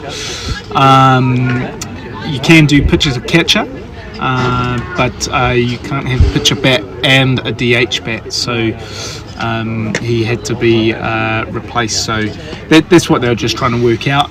Sounds like no infringement done, but just as a clarification on that. I really wish we had a mobile camera here, Samuel, so we could show people how special we are with our commentators box now. Oh, Roped off, professionally done by what time's lunch? the GC here at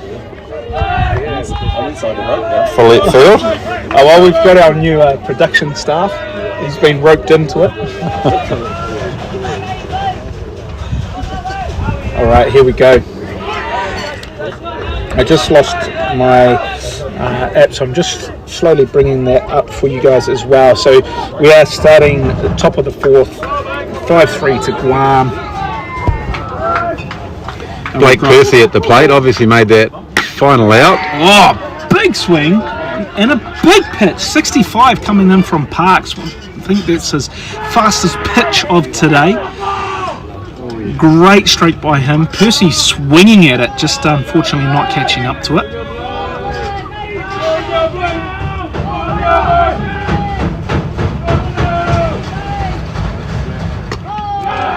Parks just down and out to bring in the ball.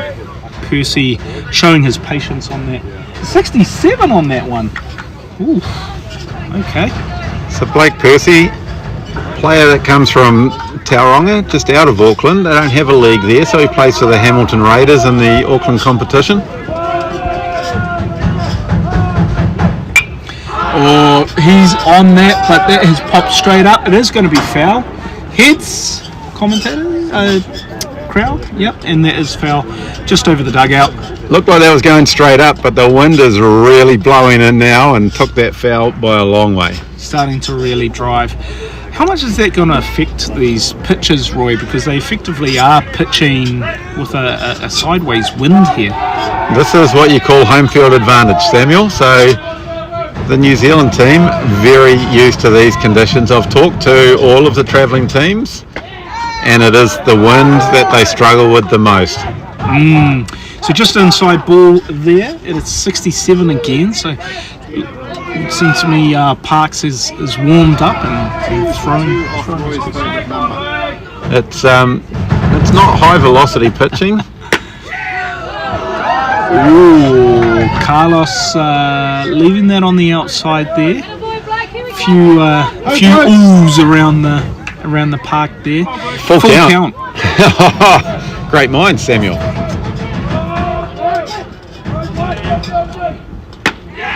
Oh, and strike 3 looking. That has to hurt. He's a little bit upset with himself there.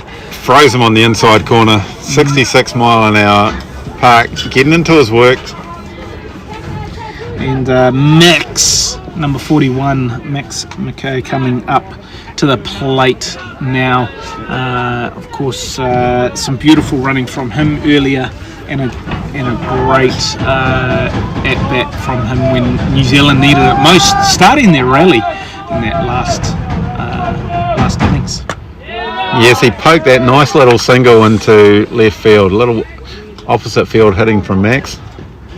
He's known for that in the Auckland competition, playing for the Central City Baseball Club.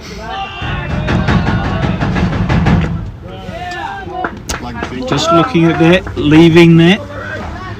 2 balls on Max now. Max showing great discipline here. Squared to bunt. I'm not sure that he was ever looking to bunt there. Nah, that was a leave.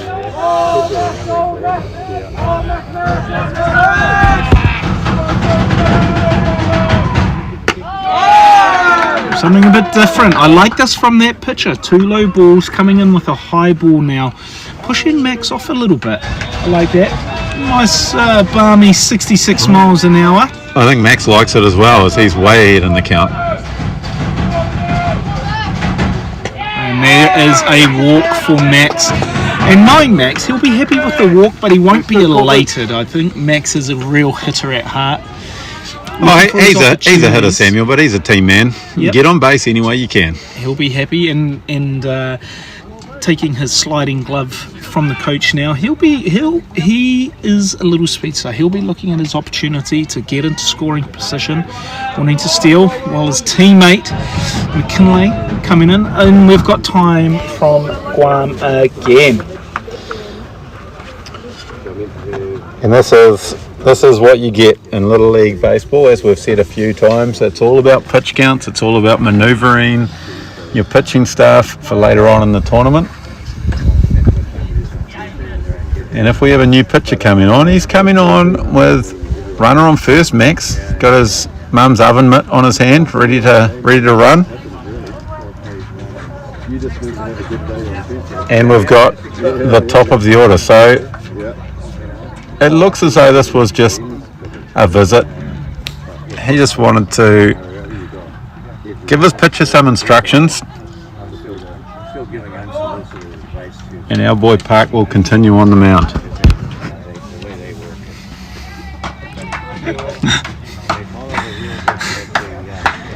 Just a shout out to all our viewers out there. We appreciate the messages of support as well. Come through for Roy and I's commentating debut. The wily left-hander looking for the pick-off. We might look for a little pitcher's inset view here, just so that you can see the movement. Some big noise coming from the New Zealand dugout now. Parks up to pitch. No. Throw down on second. That is an easy out. What was the call there? Coach a little bit unhappy. Looks like McKinley. I think you'll find that Coach Tidier Thompson had either called for a hit and run or a compulsory bunt as he looked to put runner in motion. So that brings New Zealand to 2 outs. And McKinley making up with a massive hit, making the left fielder run back and takes that ball See if we can get a look at Coach Tadia Thompson here walking in. It's a look of frustration on Coach's face there. I think he was in position for another rally. And just, again, we've got coaching experience, Roy. Sometimes these players, they are players with their own mind, and sometimes they may try something that we haven't asked for. But you have to trust your players as well, don't you, Roy? You trust your players. The other difficult thing here, of course, is it's non-verbal commands. A coach has got a set of signals that he rolls through. Those signals have deception involved in them so that the other team can't pick them up. And we're talking about teenage kids. So the attention span can be lacking. So I don't know whether it was a player getting the wrong call. Whatever it is, I do know that look of frustration on the coach's face. Yeah, absolutely. So catching change here. We've got the same picture. We've got. Oh, it's not just warming up. Okay. So Shane Scanlon was on deck there. So obviously we have big squads. I think the New Zealand squad 16 players. So Alex Kovic always at the ready to warm up the pitches. Takes a little bit of pressure off Shane, who's out there catching. You gotta love that. Now we have Caden Weekly coming up to bat, number 4. We've seen him really take it to the New Zealand team so far, scoring on both appearances. Ben's come on the second base. Oh, yep. Yep. So we've got Hugo Harvey subbed off, Benjamin Bongiovanni coming on at second. And here we go, Nico lining up for his first pitch of the bottom 4.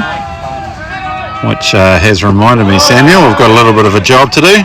And that was a really slow 50-mile-an-hour breaking ball. The pitcher just watched it for a beautiful strike. What's your job? Getting me a burger? No, it's not a burger, Samuel. It is on-screen graphics here. We don't have a production trolley with a director keeping that sort of stuff up to date. It's just the two of us, believe it or not. I should mention that we had Patricia Antanovic with us earlier, and now Tyrone Hay has taken over that role. Giving us our speeds here. That's 2 in the dirt now for Nico. Sitting at 64 there. He's not going to blow people away, but he is deceptive. To move from 50 and then pitch a 66 straight after it, it's not easy to adjust the eye, is it? Great pitch there, 64 straight down the middle, and the batter really had nothing there, just watched it sail past him. Like I said, really confident batter here, Mr. Weekly.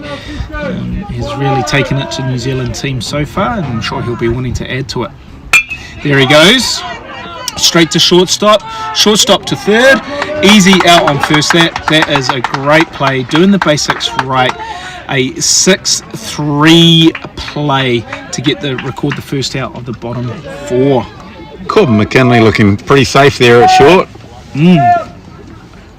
I will say that when you talk about TK and his mixing up the speed, that's what it's all about. Hitting is all about timing, and pitching is all about disrupting timing, and that's what's making it work for TK at the moment. He's disrupting the timing of these Guam batters. We have Alvarez into bat now, number 3, Patrick Alvarez. Another one that's done quite well against New Zealand in this game.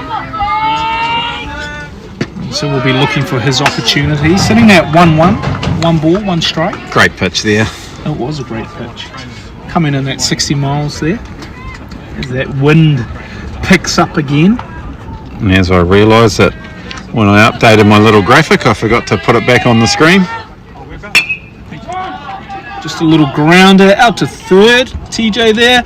Oh, and he's missed scoop at first. Unlucky there from from Hay. Yeah, Liam Hay over there. That'll go down as an E5. That throw, he should have made an easy throw on that. That was an in-between hop. Very tough scoop. Liam will be hard on himself. He'll think that he should have had it. Yep. Calling orders at the moment. Telling the team just to relax. Saying hello to the runner on first. Good man. Like a bit of sportsmanship. I think part of the problem there was TJ tried to just guide that over to first. You just got to throw that ball.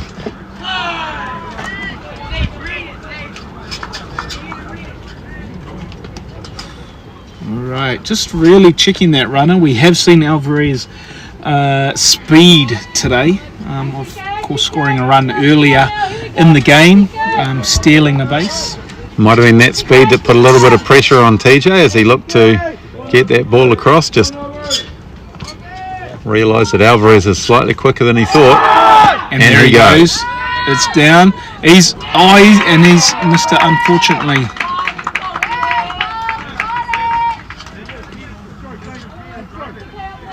Tough opportunity there. Ben Bongiovanni would have thought that he could have, potentially should have had him. Throw just to the wrong side of the plate, which put that pressure on. Yeah. Great play from New Zealand as well. Correct positioning. Ball just didn't end up where we wanted it. Oh, there we go. Straight through. This is going to be through the middle. Bond lays out. Unfortunately misses it. Runner from second comes around into score first plate. Batter stays on first. Mate, you cannot fault New Zealand's commitment. Ben absolutely laying it all out on the line with that Superman jump there. Great backup from centre field there, getting it in fast. Just not quite fast enough to cut off that home run. And once again, we're reminded of the damage that errors do, because the player that came in to score should never have reached base in the first place.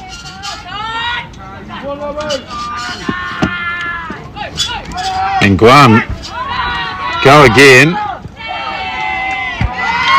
Called safe from Keith. Interesting Would play there. Love to see that. Didn't slide into base. Not that he's required to, but a stand-up steal. I am loving these throwdowns, putting the pressure on Guam. Guam wanting to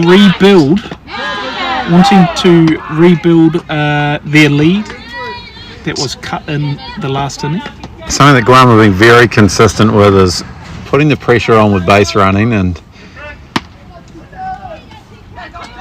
we're just seeing the effect that can have. Shane Scanlon, he's got a strong arm, but when a player gets a good jump, the pop time that they all talk about needs to be quick, the arm needs to be strong, and it needs to be accurate. All three things have to come together if you're going to throw that runner out. Yeah, absolutely. So Leon Guerrero, another one that's been quite successful with his bat today, looking to add to that against Waru. All down. We're going to take that out at first. Runner advances to third, but this does bring us to 2 down. So nice play there from Shane. Great recovery. A solid glove. I apologise for the movement of the camera. It is blowing a fair gale here at the moment. So when the wind really howls through, we'll see a little bit of shaking, a little bit of juddering. Wobble, wobble, wobble, wobble, wobble. Not a lot we can do despite our immense budget. Yeah, as pitcher Parks at the plate. He'll be really looking to drive in this runner from third. And as you've commented, Roy, earlier, just great at really reducing that zone that Nico is working with. Coming in at a high ball, 60 miles there. Coming in a high. So we're sitting on 2 balls. 0 strikes. really needing that third out with this at bat. TK's got to get it together here.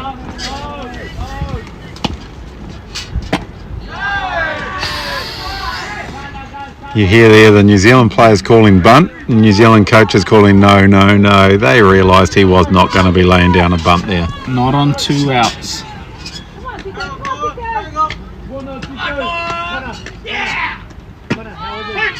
There's a strike there.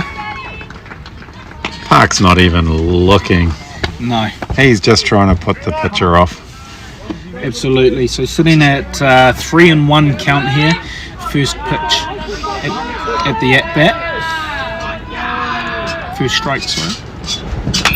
And that is up. That is up. That wind really driving it right there.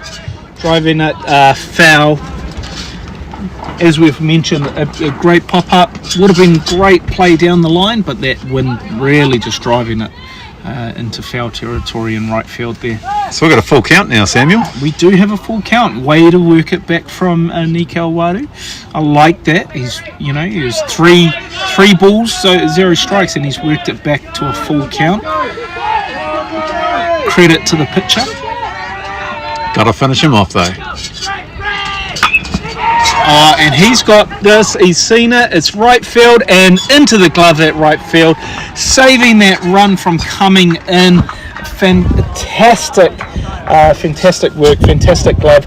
Again, you can see that ball really driving right, and the right fielder picked up on that this time round and made sure he got under it. Just a fantastic piece of play there from the New Zealand team and that right fielder. Micah Hargrave looking pretty secure out there. Hargrave. Love it, love it, love it. Another one of the Hamilton Raiders players.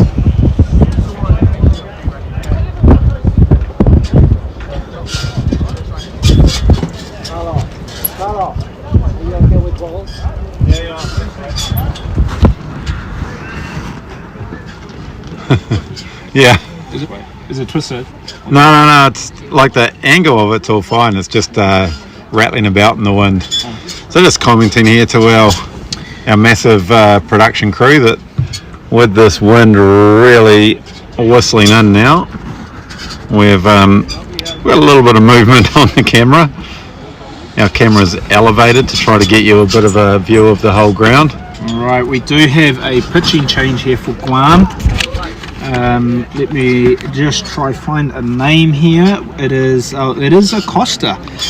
So been great at bat so far. Let's see what he can do with the pitch. So Acosta. He is the son, of course, of Kevin Acosta, the head manager here for Guam. And actually, I've had the privilege of seeing him play over in Korea last year, and of course Coach Acosta.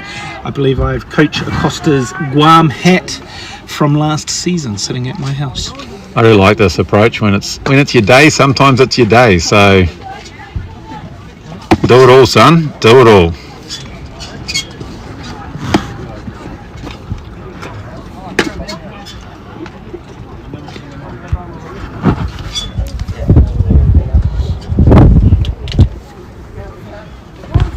So after a flurry of runs early in this game, it might be settling in a little. New Zealand will hope not. They'll be hoping to add a fair bit here.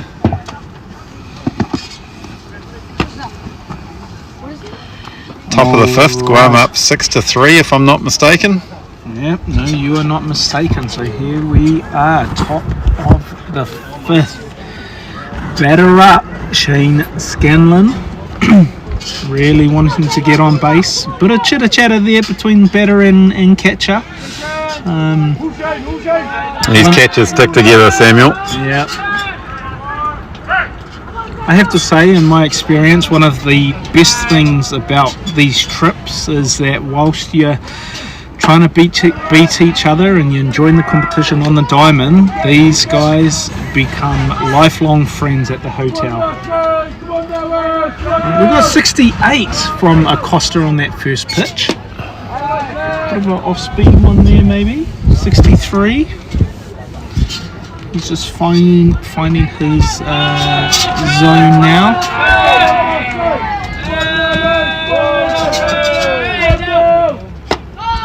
Shane looking at that one, decided not to. Carlos, the home plate umpire, liked it, giving it the strike. That is 2 balls, 1 strike on this count. So while that wind is blowing through, we might just stick with a slightly different camera angle. Just don't want to get you guys seasick watching this at home. Scanlon taking a swing at that, popping it back, and fell directly behind him to bring up a 2-2 count.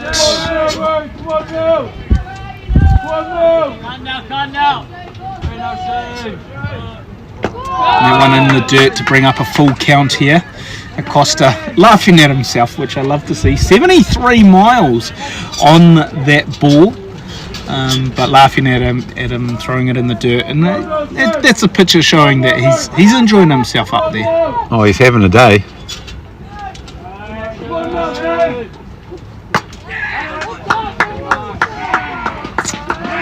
That is a ball to let Scanlon onto first. So here we go. Liam Hay at the bat, starting a rally. Well, we could have done with a walk from Shane Scanlon in his earlier at bat. It was, of course, his ground ball to shortstop that led to that horrible double rundown where we saw 2 New Zealand players tagged out. Yes, unlucky for the Kiwis then, but a good start to this inning. We've got a strike on Liam Hay, coming in at 65 fastball. Not much movement from Scanlon at this point. We know that this catcher is capable of a very strong throwdown, so possibly New Zealand just being a little bit careful on it. There's a foul tip into the catcher's glove from Hay. It might be being careful, it might be a good memory from the coach as Shane Scanlon tried to steal a base against Korea, was thrown out at second, took the bat out of Liam Hay's hands. Shane not moving at all. 2 strikes on Liam Hay. Saw it, didn't like it, left it for a ball. 67 miles from the pitcher. Great discipline from Liam Hay here. 2 great strikes on him. And a good leave on that ball. Shane really just on a short lead here. Oh. Takes a strike. A 3rd strike looking. Didn't like it. Few words to Carlos. Not a lot I can say about that one. You do hear the New Zealand pitching coach, Connor Perry, in the background. He's complaining about that, but I'll tell you what, he wouldn't have been if he was on the mound. He'd be loving getting that sort of a call. Yeah, absolutely. I think it's fair to say that Carlos has liked that low and away pitch today. So I don't think it was unfair. Strike for Messiah. Messiah shaking,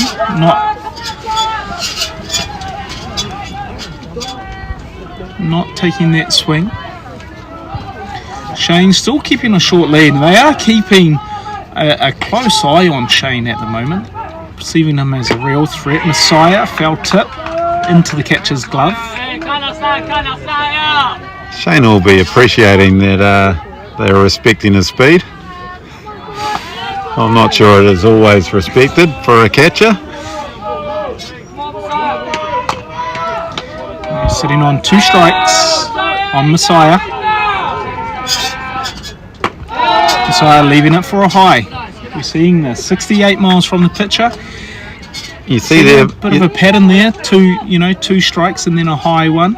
You see there, Messiah just moving forward in the box at the last second, anticipating off speed, wanting to get it before it breaks.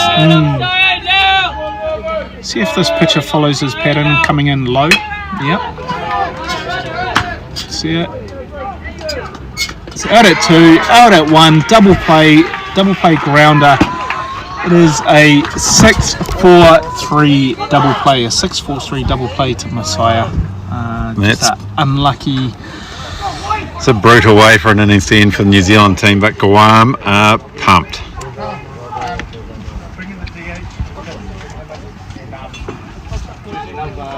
Few changes here from New Zealand.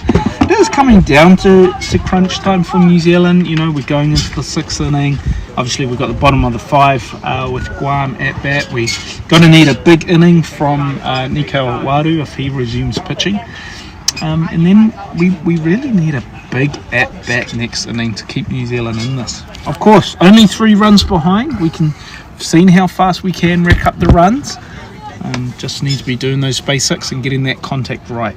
I think I heard that we're going to see another pitching change. I think it looks like Messiah might be walking out to the mound here. This is a situation where the DH is now entering the game and will be coming on to pitch. I think Messiah was our DH. Yes, yep. That would be right. Number 44, Messiah taking the ball. First warm-up. We should see some decent velocity from Messiah. He certainly can throw it down. The one thing that we have seen at times in the local competition is the accuracy can be lacking. But when he's on, he's on. Messiah having a good tournament last year in Korea. Enjoying his time in the juniors over there pitching. So typically he'll work with a fastball and a slider. He does fall in love with that slider. When it's breaking, it is a hard pitch to read, and he can get a lot of movement on it. Now we're going to have the number 8 from Guam coming up here, Mr. Ethan Santiago.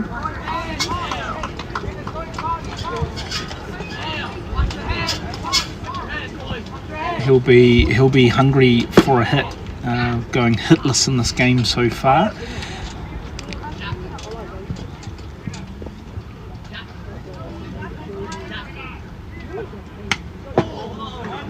Oh, Messiah isn't dropping down a little there, coming from a bit of a 70, lower arm slot. 76 there. Like I said, he's And a great throw down. He's got velocity, he can throw it hard. He can throw a slider, it's got good movement.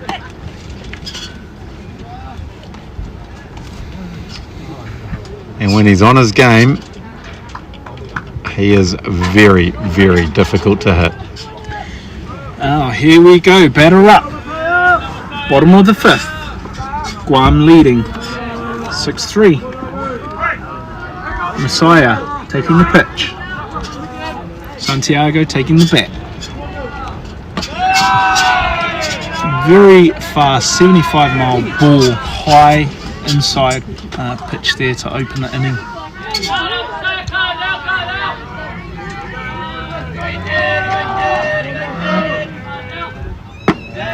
Here we go, nice strike there, 72 miles, just a little bit slower than his last. So one of the things with this team, Samuel, is that the majority of this New Zealand team will be back at Senior League again next year. Yeah, it's a very young team, isn't it? I think every pitcher we've seen so far today, Messiah blows a 76-mile-an-hour fastball past him. And this is a situation made for his slider. He just sticks fastball. It's a comeback. Throws it to 1, and he's out at 1. And so taking his time, I really like that discipline.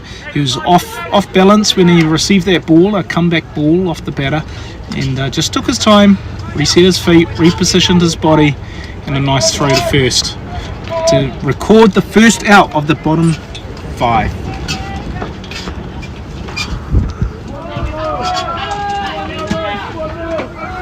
This wind is dead set howling now.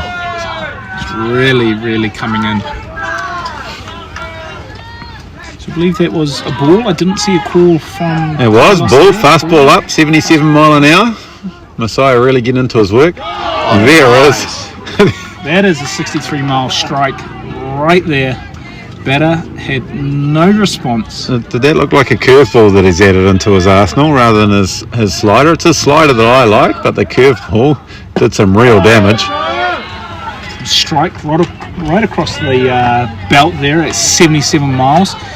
You see, definitely one of the faster pitches that we've seen today.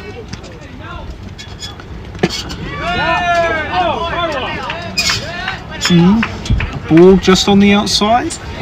Tried to sit him down with that curveball. Sitting on a 2-2 count here. 2 ball, 2 strikes. Big pitch here. Big pitch. It's a ball. Just hitting the dirt. Full count.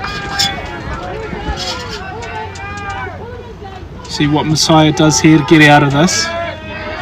He won't be wanting to issue a walk. Fastball count, Samuel. Control.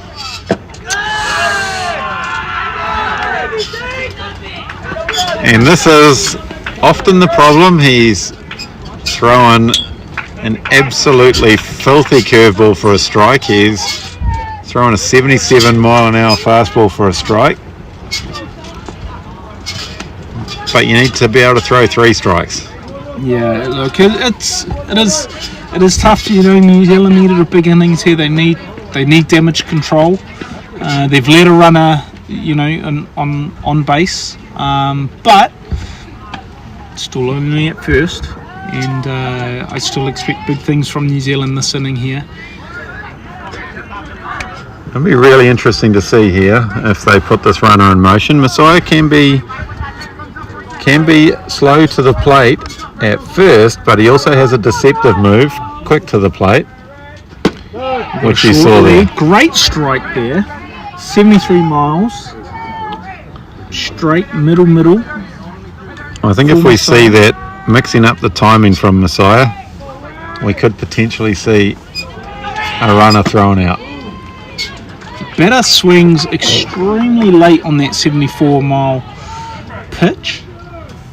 Messiah takes the lead on a 2-strike at bat here, and sits him down with a 3-strike count. That brings 2 down to the inning. Great damage control from Messiah here. Got 1 more out to get. 76 on that last pitch. Good morning, good evening, good night. That was beautiful pitching from Messiah. That's what New Zealand needed. Get one in the dirt. Oh, a play at first. Runner almost left. Came back. Hey, solid glove. Tries the tag. And umpire not having it. Calls it safe. We've got Tyron on the plate at the moment. You'll notice those last 2 pitches, Messiah really showing off his 2 movements. One quite slow to the plate, leg lift, and then slide step quick to the plate, hoping that the runner's going to go. Batting 1 for 2 today. 1 for 2. So we've got a 3-ball count now, and after bang, bang, bang, easy strikeout, we're now bang, bang, bang, batter looking for a walk.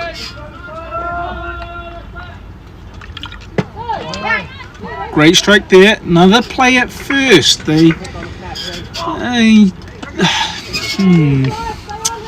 gotta like the hustle from the New Zealand team. Of course, I'm sure they're aware of the risks if that becomes an overthrow. What might happen? There's ball 4 as he walks number 7. Advance that run. Personally, I love the aggression of trying for the back pick.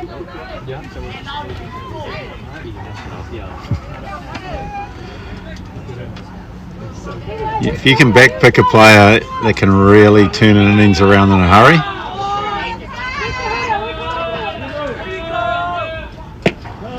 Yeah, see that move from Messiah. The runner absolutely thought it was an inside move. He's going back to the plate, back to second base while Messiah's coming to the plate.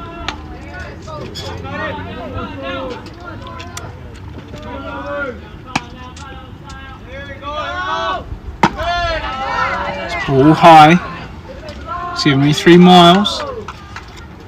Messiah really sitting in that 73 to 76 or 77 mile an hour window there.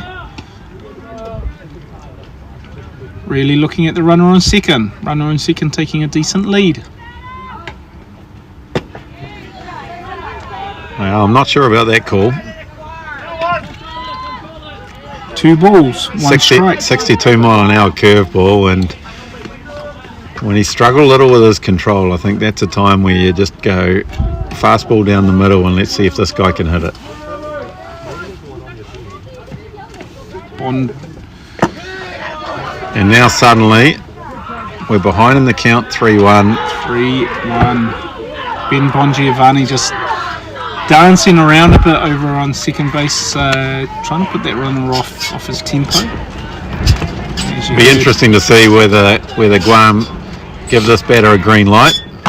Well, that's non-competitive. That wasn't close. Messiah looks at the dugout, pumps his chest, say, hey, that's on me. That's on me. I've got it. Was he saying that's on me, or was he saying please don't replace me? So here we go.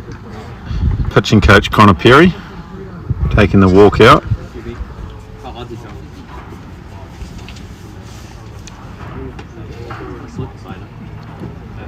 Just taking a bit of time to resettle Messiah here. You know, great start to the inning with a few balls just creeping into his game. So Connor Perry out there just saying, hey, you know what you're doing. Just relax.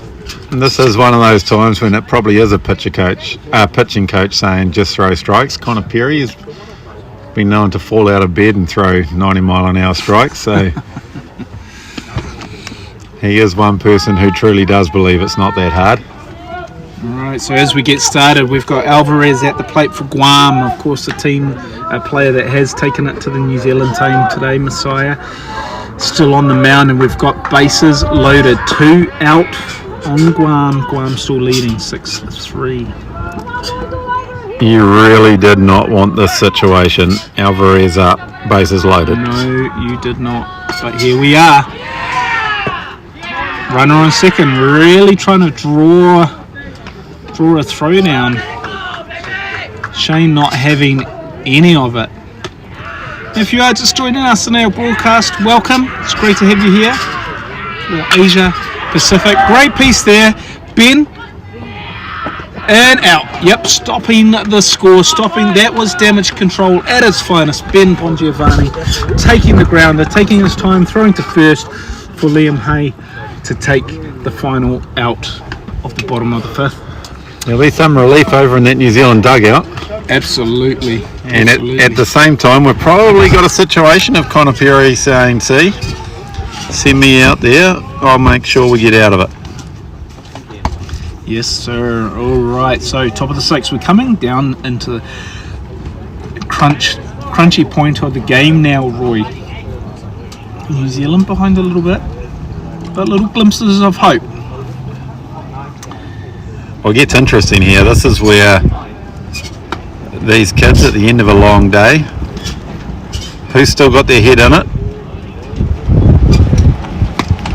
It is a long day. We've been playing for 2 hours 15 minutes or thereabouts. Still got 2 innings to go, so probably another 45 minutes or so. Guam will just be looking to shut it down here. They know that if they throw enough strikes, they should be able to see this one out. Absolutely. It looks like we're sticking with our pitching-catching combo for Guam here. Coach Tadia Thompson looking pretty confident, I will say. He's got a smile on him. He knows that they've got the bats to do this. Yeah, camera's just there. Smile to your fans. No, you're not. The camera's... Oh, well, I can probably switch to a different camera that might catch you. Credit to Coach Tadia there, giving us a little bit of time of his day. being in this position where it's so close to winning a game, and I know he'll be thinking 1,001 things at the moment. TJ and Moose are up to start this innings, and we really need to get rolling.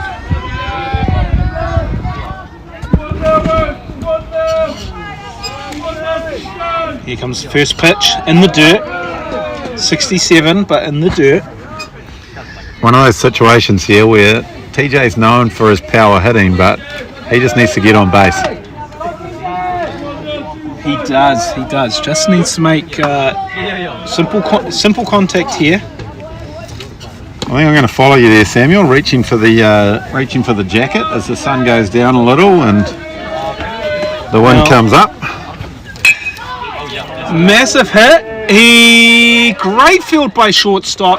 Doesn't get it. Safe at first, but a great hard hit out to shortstop for a 6-3 non-out play there. Great run by TJ. Nice work. Now, if you're not at the park, you know, we have talked about this wind quite a bit today, and it is really picking up. It is really starting to become quite cold. These players that are been out there in the sunshine all day, warming up, and then probably feeling a little bit of the cold as well. Samuel, I will say that TJ was probably a little bit surprised when he hit that, and TJ's gone for the run. Oh, he's made that. He's gone for safe. When TJ He's hit sliding under the tag. Sorry, Roy, just sliding under the tag there to get safe on second. When TJ hit that ball back up the middle, I think that when he looked up and saw it in the shortstop's glove, he would have been a little bit surprised. But the players are taught hard 90. Might be that Tyres has been listening to us commentate and heard Mark Irwin say, hey, we need a little bit of mongrel, a little bit of hustle out there with that steal. Micah Hargrave now at the plate. Runner in scoring position. Hargrave will be looking to hit. Needs one in the zone. He's had a tough job today out in right field with this wind. He's made some nice plays for the New Zealand team. Takes a swing, beautiful swing at that, but just over top of it. 63-mile fastball.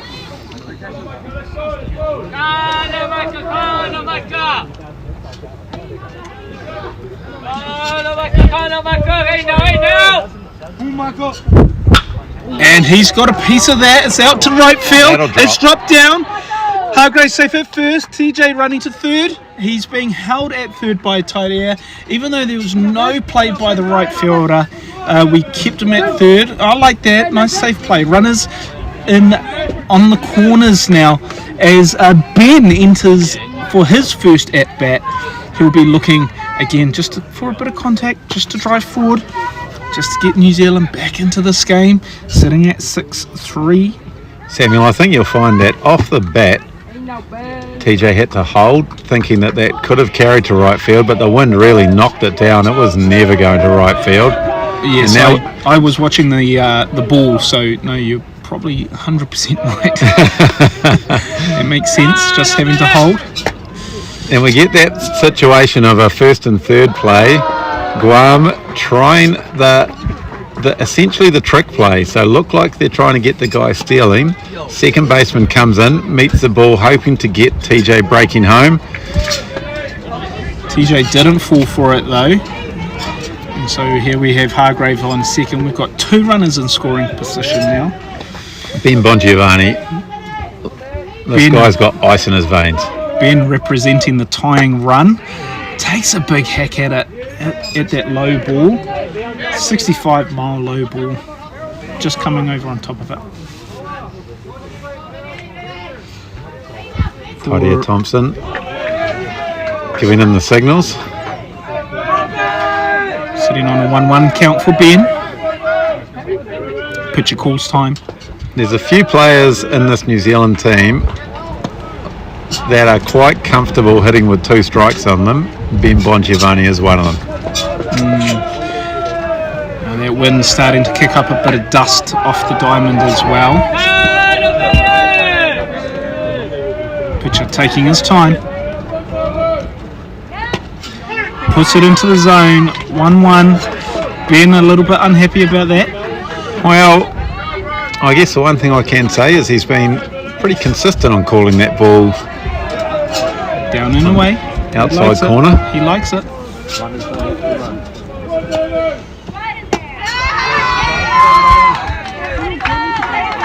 Ooh. Frozen there. Always Blake Percy. Blake Percy up to bat. Runners still in scoring position. Ben being our first out of the inning, so we've got outs to work with. Max on deck. Base hit here should really score too, Samuel. So if he gets himself a base hit, Great we swing. really have a game again. Great swing. A 65 mile down the middle pitch. A great swing. Just unlucky not to connect there.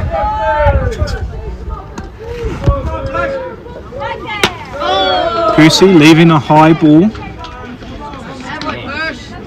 Great discipline there. It's just Pitcher reaching 68 there. Probably one of his faster pitches today. That one's down and away, must out of the zone though. To bring up that ball. technical adjustment here, Samuel. So we just You do you, Roy. make sure that we're going to be able to keep going. Percy on 2 balls, 1 strike. Another great swing, just can't connect with the ball. This brings up a 2-2. Remember, we are 1 out. We've got outs to work with. We've got runners on second and third. You need to be Base. making contact in these situations. Yeah, a base, like you call it, a base hit here should run in 2. Oh, that was close. So what I will say is, yes, a base hit would score 2, but if you look at it, Guam are playing their infield back. Ground ball will score 1.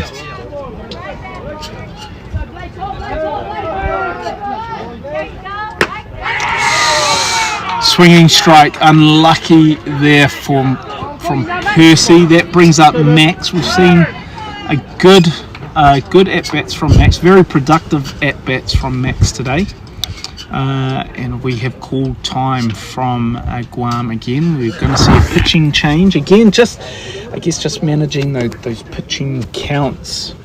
I will say, I think the New Zealand team will be frustrated that they're swinging through fastballs in the mid-60s. That last one, 67 mile an hour.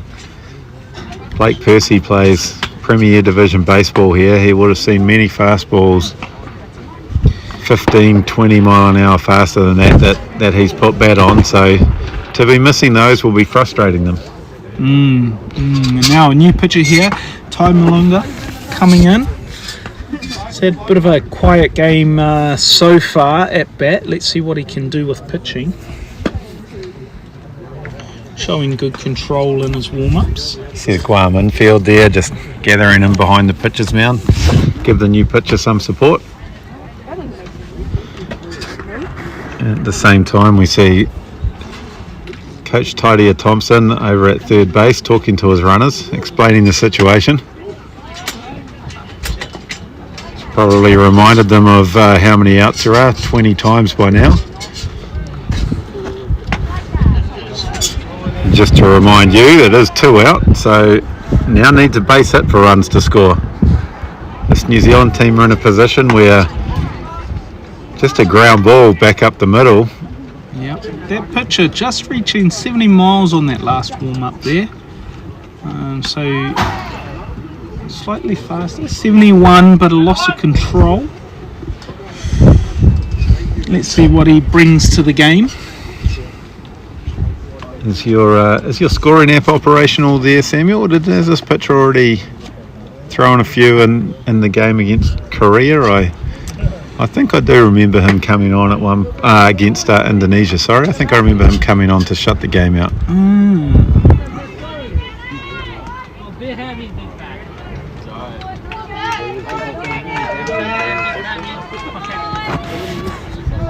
I can't see.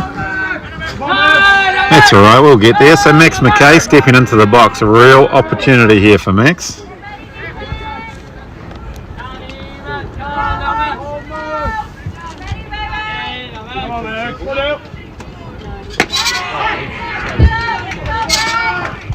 Solid start, 67 mile an hour, but down the middle, getting strike one. When pitchers work ahead in the count, life is easy. Auckland runners really waiting for their opportunity here. Max with a check swing. 72 mile an hour fastball, just up. 72. All right, there we go.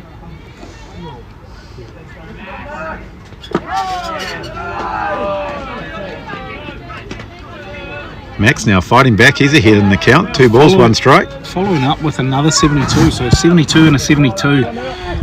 Both balls though, both balls, 1 high, 1 low. Max coming high as well. Max really leading the call now on that 72 fastball again. Doesn't matter how hard you throw it if you can't throw it in the strike zone, Samuel. 100%. And that's been his problem. Max will take a walk. All right, Max takes a walk. This loads bases. So Max representing the tying run. We've got McKinley taking the box, who represents the go-ahead run. Corbin, of course, the lead-off hitter for New Zealand.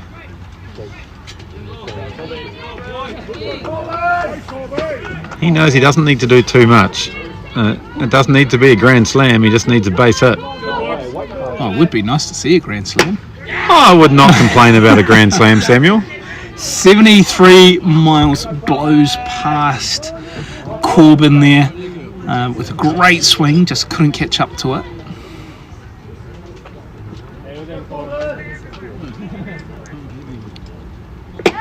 Oh, much slower ball there, 70 coming in. Calling it for a ball. One thing I will say, Samuel, is when the catcher moves his glove that much after catching the ball, the umpires typically will not give it to them. That is a pop-up, no infield fly rule here. They have to run this out. Right field catches it for a great play after calling off centre fielder. And that is a 3 down for New Zealand. A really unfortunate situation again. Bases loaded. Situation again, not able to convert those runs. Yeah, well, that's baseball again, Samuel. The right fielder makes a great play. The wind blowing. It wasn't an easy play. No wind. It would have been an easy play, but he comes in there, calls the other player off, and they're out of the innings. All right, so Messiah taking the innings, taking the mound again for this last inning. Really needing big damage control here from Messiah, from the rest of the team. We've seen a few errors, a few of the basics just done wrong in this game today. We need the best inning of baseball played right here, right now. Guam, full of confidence. They've been going at it all day. They'll be feeling comfortable. They don't need anything silly today. They don't need to do anything silly in this inning. They just need to get through their order, Roy. Well, the reality is Guam are 3 outs away from the game, Samuel. They get to bat here, and then we'll go to the top of the 7th, and the pressure will be on this New Zealand team. We've just been joined by Vaughan Waiba, of course the district administrator for New Zealand Little League. How are you, Vaughan? Very good, thank you. Thanks for joining us today. We were talking to Mark Irwin earlier, talking about how good it was to be seeing international baseball. Just a curveball there from Messiah. International baseball in our backyard. How good is it? Well, it's been a long time coming. Something that us Kiwis never thought was going to occur, but due to the uniqueness of Senior League baseball, enables us to have a tournament earlier in March, April rather than June, July. We were able to unabrided host due to weather sort of thing. So when that came in, it was a really good opportunity for us to jump in there and offer to host these tournaments, and I'm actually stoked that we are. Yeah, no, that's awesome. I mean, the weather, well, it didn't play ball yesterday, but today's been an absolute stunner, so we're thankful for that. And where do you think this tournament is going to take New Zealand? I believe we have it for 3 years, so a great foundational tournament. How do we build on this? I think I suppose, let's see how we go through this one. The big thing for me is that teams enjoy it and enjoying the opportunity to come down to New Zealand, the bottom of the world sort of thing. Big hit by number 11 there, Guerrero. Sorry there, Vaughan. That is fair. That's sending the runner around. No, he's held at 2. Alvarez held on 2. Guerrero, a great hit into left field, holding up at 1. Sorry about that, Vaughan. That's right, not a problem at all. So I think it's an opportunity for us to build on this and hopefully add some more countries. I know we had interest from a number of the other regions within Asia Pacific and Middle East.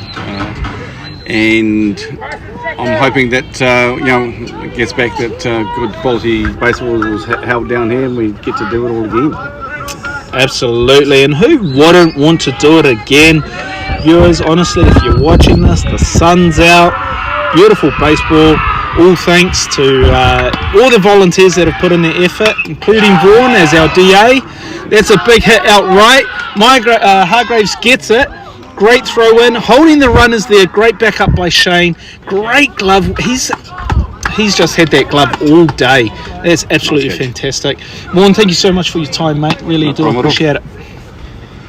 We're in an unfortunate situation there. Micah, after making the catch, had an opportunity to throw the runner out at 1 and just threw that away. It would have been really nice to see New Zealand turn a double play there. Turn a double, absolutely.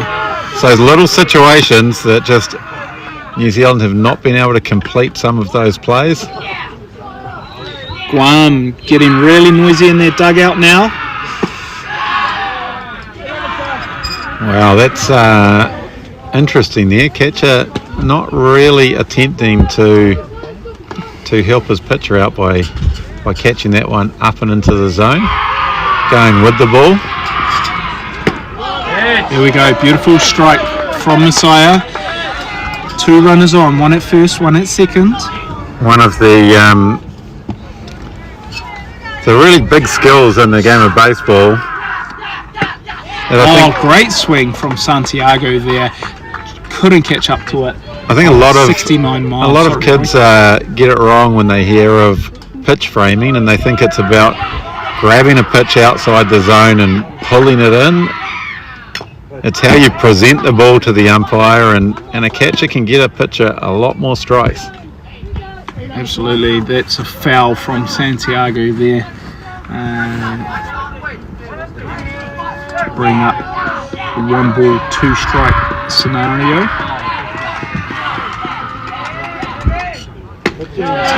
Great piece there to send Santiago sitting down on a swinging strike. Messiah will be feeling good about that.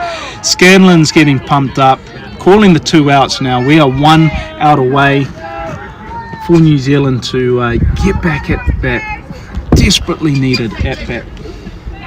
74 fast on that last one from Messiah. Ty Mungalo, the current pitcher for Guam, check swinging, not going for it for a ball call.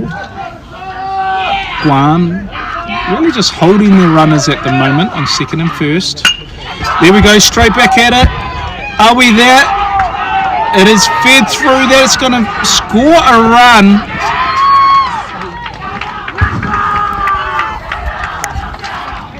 Unlucky, we might have a bit of an injury here. I believe that's Corbin out there who laid it out to try and stop it. Couldn't get it, he's up. Brushing himself off. That brings Guam to 7-3 now. Just adding a little bit of insurance to their lead. Captain Shane calling the call, saying, hey guys, don't worry. keep playing ball. We're 2 out. We just need one more. So in terms of tournament situation, every game you want to win. Ultimately, for Guam, if they can hold this lead, they will stay unbeaten. They will. There's a ball delivery from Messiah. They will join Korea at 2-0, and those two teams will be playing tomorrow to see who finishes top. New Zealand, if they can't get those bats working, will be playing Indonesia, with the loser of that finishing 4th and having to play the top seed in the semi-finals. 73-mile pitch there, just ending up in the dirt. Keep up the good work, guys. I'll be listening all the way home. Thanks, mate. That's Mike Kovac having to head off to work. Notorious Smallpork, come and get a burger. Yeah, boy. Great burgers, great nachos. Try the nachos. Huh? Yeah, got to do it. So there's not many places that you will drive across Auckland to get a burger, but Notorious Smallpork is one that I would recommend. Avondale, if you're a Westie, then you've got to visit it. Absolutely. Messiah, just looking at the dugout at the moment, looking for a little, maybe a little bit of advice.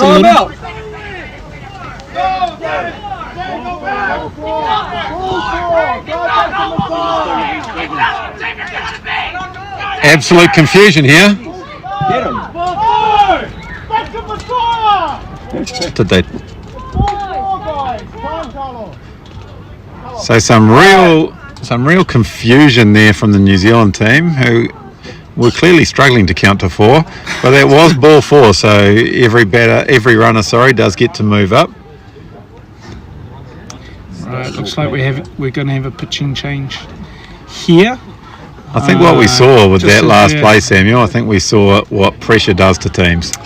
Absolutely, and look, this Kiwi team, you know, they've been fighting every innings here. They're probably feeling a little bit under pressure here. Bases loaded, 2 outs. We've seen this situation again, and it hasn't gone their way.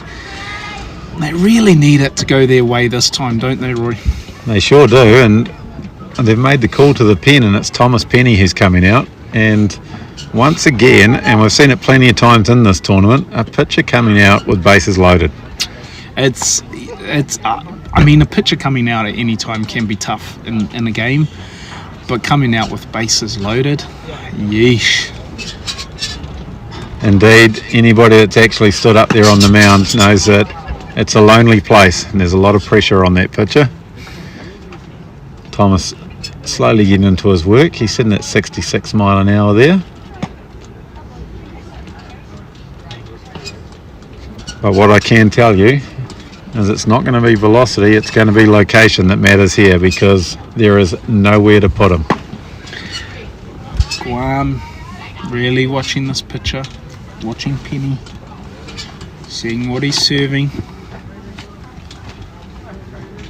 Guam not needing to take any risks here. They've got the lead. I'm sure they'll take a couple of more insurance runs, but they've got the lead. They don't need to do anything silly.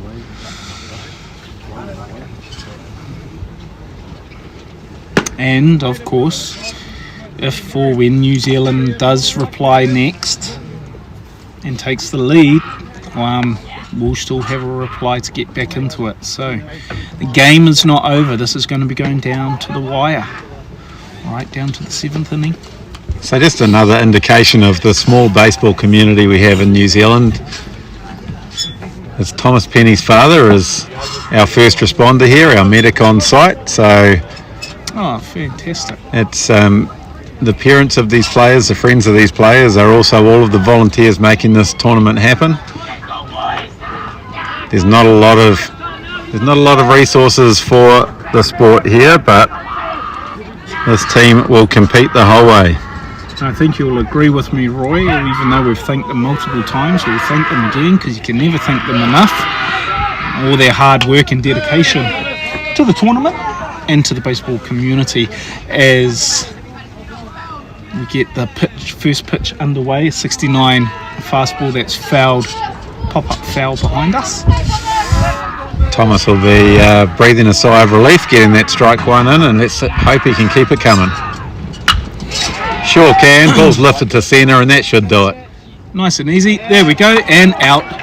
Great play, great hit from the batter. Just held up there in the wind, centre fielder there, just tracking it down beautifully, running onto it. Every coach's dream, running onto it straight into the glove. Thomas Penny doing a job there, so only took him 2 pitches. Yeah, boy. Got us out of that jam. I shouldn't say us. Am I supposed to be neutral? Yeah. I'm not neutral, that's us. I'm a Kiwi. Of course, hard to remain completely unbiased. Always rooting for the home team. But appreciate the travel that these teams, Guam, Indonesia and Korea, have done to come down to our little slice of paradise down here. So speaking of bias in baseball, Samuel, Major League Baseball has just kicked off, and yes. I'm sure you want to talk about your team. Go Angels! It's going to be a tough year, but we'll get through it. So it's a very common scene on opening day for Angels. Mike Trout hits a home run and the team loses.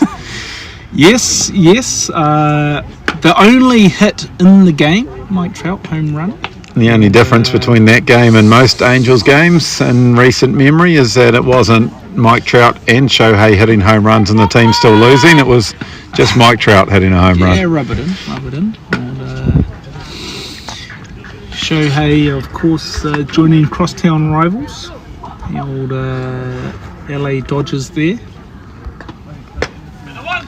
Well, I think to claim rivals, there needs to be a rivalry, Samuel, and your team, much like mine, is not performing enough to be a rival of anybody at the moment, and it'll be a battle in the cellar of the AL West between our teams. Yeah. All right, and here we go, top of the 7th, final inning of the game, and we really are sort of coming into a good lineup here with Scanlon in the leadoff, Hay in the hole at the moment, on deck. Number 2 hitter, of course, Shane Scanlon, so he's got to get us started. So we have a ball, a very fast 69. Wild pitch there. Hitting the backboard behind us. We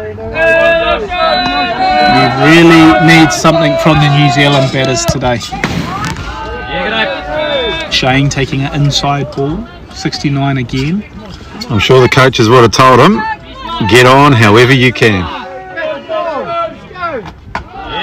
Up high. This pitcher here. 70 mile an hour, but as we've mentioned a few times, it doesn't matter how fast it is if it's not in the zone. No, time longer. Shane taking all the way there. He was just timing that up. Yep, just taking that. The score, of course, is 7-3. Takes a walk from Shane. Shane will take that. He'll be happy. That's great hitting there. Solo home run wasn't going to win the game for New Zealand, but they need base runners, and plenty of them. Yep, we definitely do. As Roy said, at this point in the game, you just get on base any way possible. Hit by pitch, take a walk. Of course, take that hit, take that swing. Liam Hay at bat now. Liam's smart enough to know you can't hit a 4-run home run with only one on, so he'll also be looking to get on base here. Sitting, he's 1 from 3 today, 1 from 3, so can hit it, has that power behind him. Sitting on 2 balls at the moment though. We'll see how long Guam lets this go on with the coach just at great hit. There we go, great piece out in front, puts the runner down on, and it's passed. That's going to send Shane to 3. They throw it to back to the pitcher, hold the runners there. Great piece, great running. I'll tell you what, off the bat, I thought that was in the 5-6 hole between third base and shortstop, and once again this shortstop just showing off. So the anticipation and then the range actually ended up making the play look relatively easy. Just pulled his throw down a little, first baseman couldn't pick it. Despite Liam's electrifying speed, I still think he would have been thrown out at one. For the overthrow. So now we've got a first and third situation. First and third, we've got a new batter in here, Dinesh Madden, coming in for his first at-bat of today. So Great swing. If I'm not mistaken, Samuel, Dinesh first came into baseball as coach was one Samuel Lever at West City. Say that again, sorry? Oh. What was that? Oh, I'm looking to give you credit, and that's the one time you don't listen to me. Just saying that Dinesh first came into baseball was his coach was one Samuel Lever at West City. Yes, few of these players here, Dinesh, Max. Oh, a couple of them, I suppose. Yeah, those two. Both playing junior ball at West City before moving on. So but it's great to see them. One of my highlights actually was watching Dinesh pitch against Korea in Korea last year, and really challenging them, just throwing a complete game. It's fantastic to see. Dinesh, unfortunately, strikes out there. Pitcher sitting at 70, 71 mile an hour, that last fastball. TJ coming to the plate. So situation here is the tying run is in the on-deck circle. So TJ just needs to get on. Up high, sounded fast with the clap of the 72. Oh, yeah. Okay. 72. Pretty snappy. Mozart really swinging that one. Oh, 72. All right. He's on. He is on. Still the runners in the corners. We need contact here. A foul tip. Caught behind though. TJ's got to change his approach now with 2 strikes on him. His pitcher's just going fastball. Sitting My on best, your best, what can you do? Yeah. Bit of a slow one there. 63 on that curveball, so that's a nice difference when you're around that sort of 8-9 mile an hour difference between your fastball and curveball. It's pretty effective. Sitting on a 2-2 count.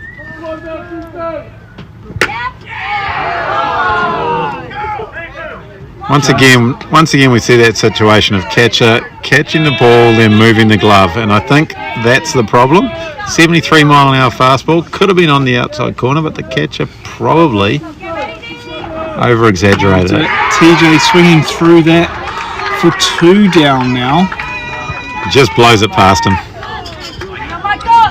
I do love seeing it. My best, your best.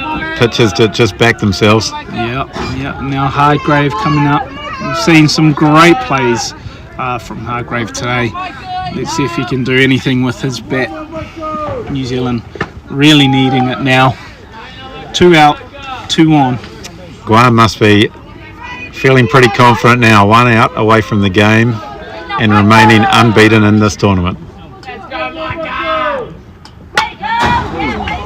Whew, that comes straight back at the on-deck batter, Ben there. Ben doing his best to get out of the way. Whew. That had some pace behind it. Must be ninjas somewhere in the family tree there, because Ben was moving pretty quick. Yes, sir.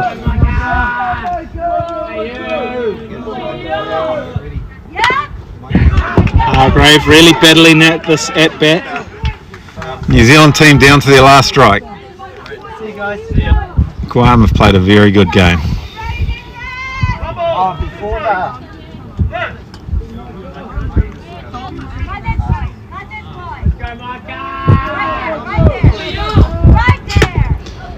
Tries to pitch go on off the speed. outside. Yeah, 62 miles. Everybody is on edge here. The Guam supporters have found their voice. They're up at the fence line waiting to celebrate with their boys. New Zealand supporters, I've got spirit fingers out here. Wild pitch. This is going to bring in Shane. That's safe there. That's going to advance Hay as well.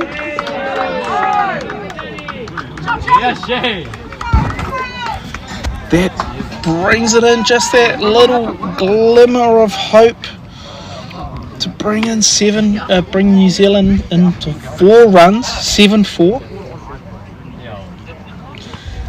Hargrave still battling this after a wild pitch. He's got a full count.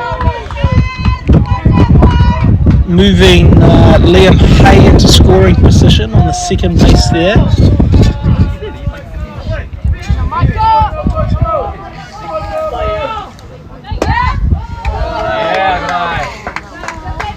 And there is the walk. Micah getting the walk, which brings up Ben. Get on, Ben. Just get on, bro. Little coaching from our production crew. Just get on, Ben, is the order here. We're having another pitching change here for the last at bat. Again, just trying to control these pitches, making sure they don't go over their allowed limit. As we've talked about a few times, there's a lot of stress on these coaches, a lot of pressure as they try to make sure they keep the pitches to the pitch counts. I believe this is a re-entry. Is this number 4, Acosta? Not 4. Not Acosta. Weekly. Are you thinking of 44 that was pitching possibly, earlier? Yeah. So this is Weekly. He's been trouble for the New Zealand pitchers all day. Had some great at bats. Now taking the mound for that final out of New Zealand. See if he can do it. It's very presumptive of you, Samuel. There may not be a final out. Well, that's true. New Zealand were He'll down. be hoping to get the last out. New Zealand were down to their last strike there, so just goes to show you keep fighting.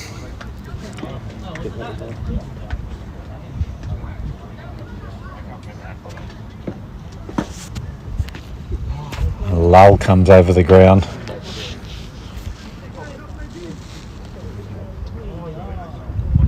See the New Zealand on-deck batter there, Ben Bongiovanni. So Samuel, what do you think here as an on-deck batter? You're potentially the last out. Is it the situation that you dread, or is it the situation you live for?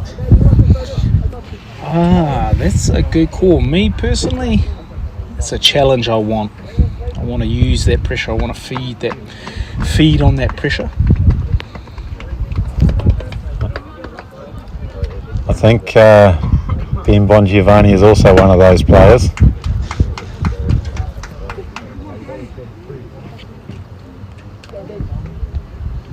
It will be intriguing to see how this new pitcher settles down. Ben will want redemption as well. From his last at bat, he was visibly upset with his performance at the last at bat. Yes, indeed. And he will be wanting to prove to the team that he can hit. This is the time. This is what he wants to do. So here we go.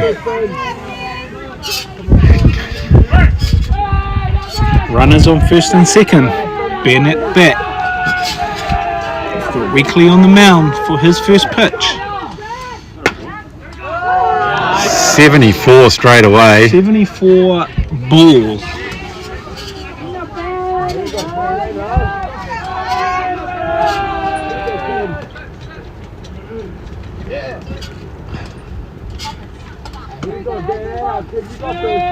So runners on first and second. The tying run at the plate. New Zealand not not risking any leads here. Quite short leads. Wanting to make sure they're safe. 72 mile an hour fastball, not really close to the zone. Another Might ball. be a little bit much adrenaline pumping through the body right here. Pitch was close, but close doesn't get you a strike. Sitting on 3 balls.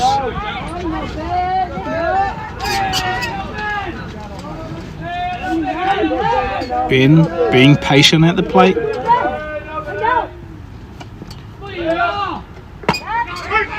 There's the Finds strike. the zone. He nods. He goes, yes, that was my pitch. Should have gone. Seen it now. 74 down the middle. And Ben looked like he was taking all the way.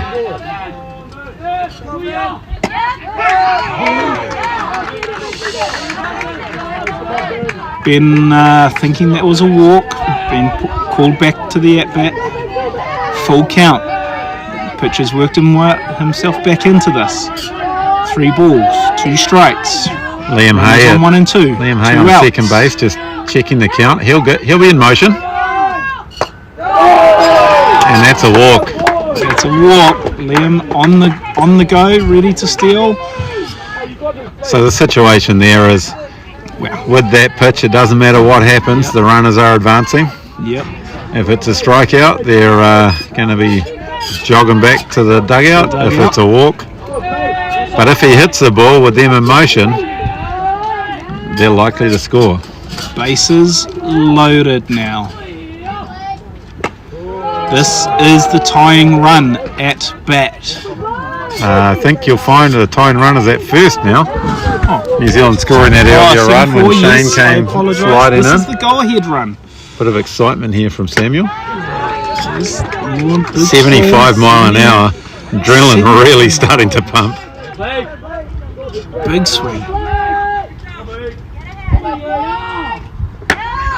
That's a great pitch. Fantastic. 75 again.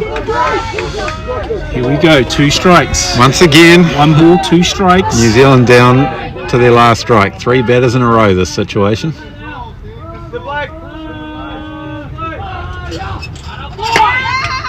On the out. Just outside.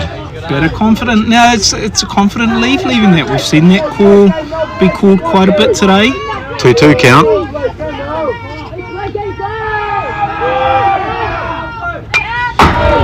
It's straight back at us. Found that off as a little bit of an emergency swing. But that's just doing a job. 74. It was a great bat there. Just fouling it off. Coming straight towards us. It'll be interesting to see if pitcher tries to go off speed here.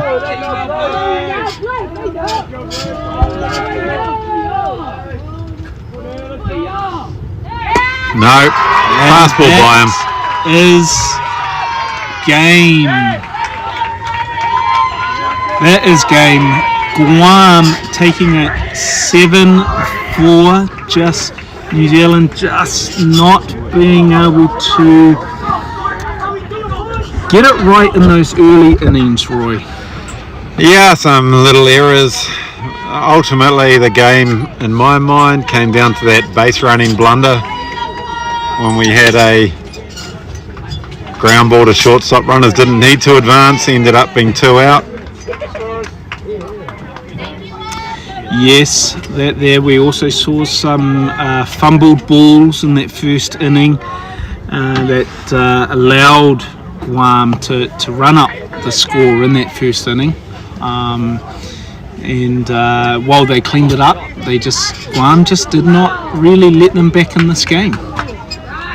Yeah, they didn't. New Zealand kept the fight to them. They had that opportunity still at the end, but Guam just kept doing just enough, and that's been their approach. So they go to 2-0 in this tournament, tied with Korea, and that will be the top of the table clash tomorrow. We'll see 2 more good games of baseball down here, Follett Field, home of the HP Hawks, Lloyd Elsmore Park. And if you are in Auckland, if you're a local viewer, we encourage you to come on down here It's a great atmosphere. There's barbecue, there's snacks, coffee across the road, and so please do make your way down here. It's been fantastic. But from me, I want to say thank you again to everyone that's joined us, everyone that's supported us. Thank you to all the volunteers, and thank you to my co-host Roy for today. No problem, Samuel. And good night, and we'll see you on the next one.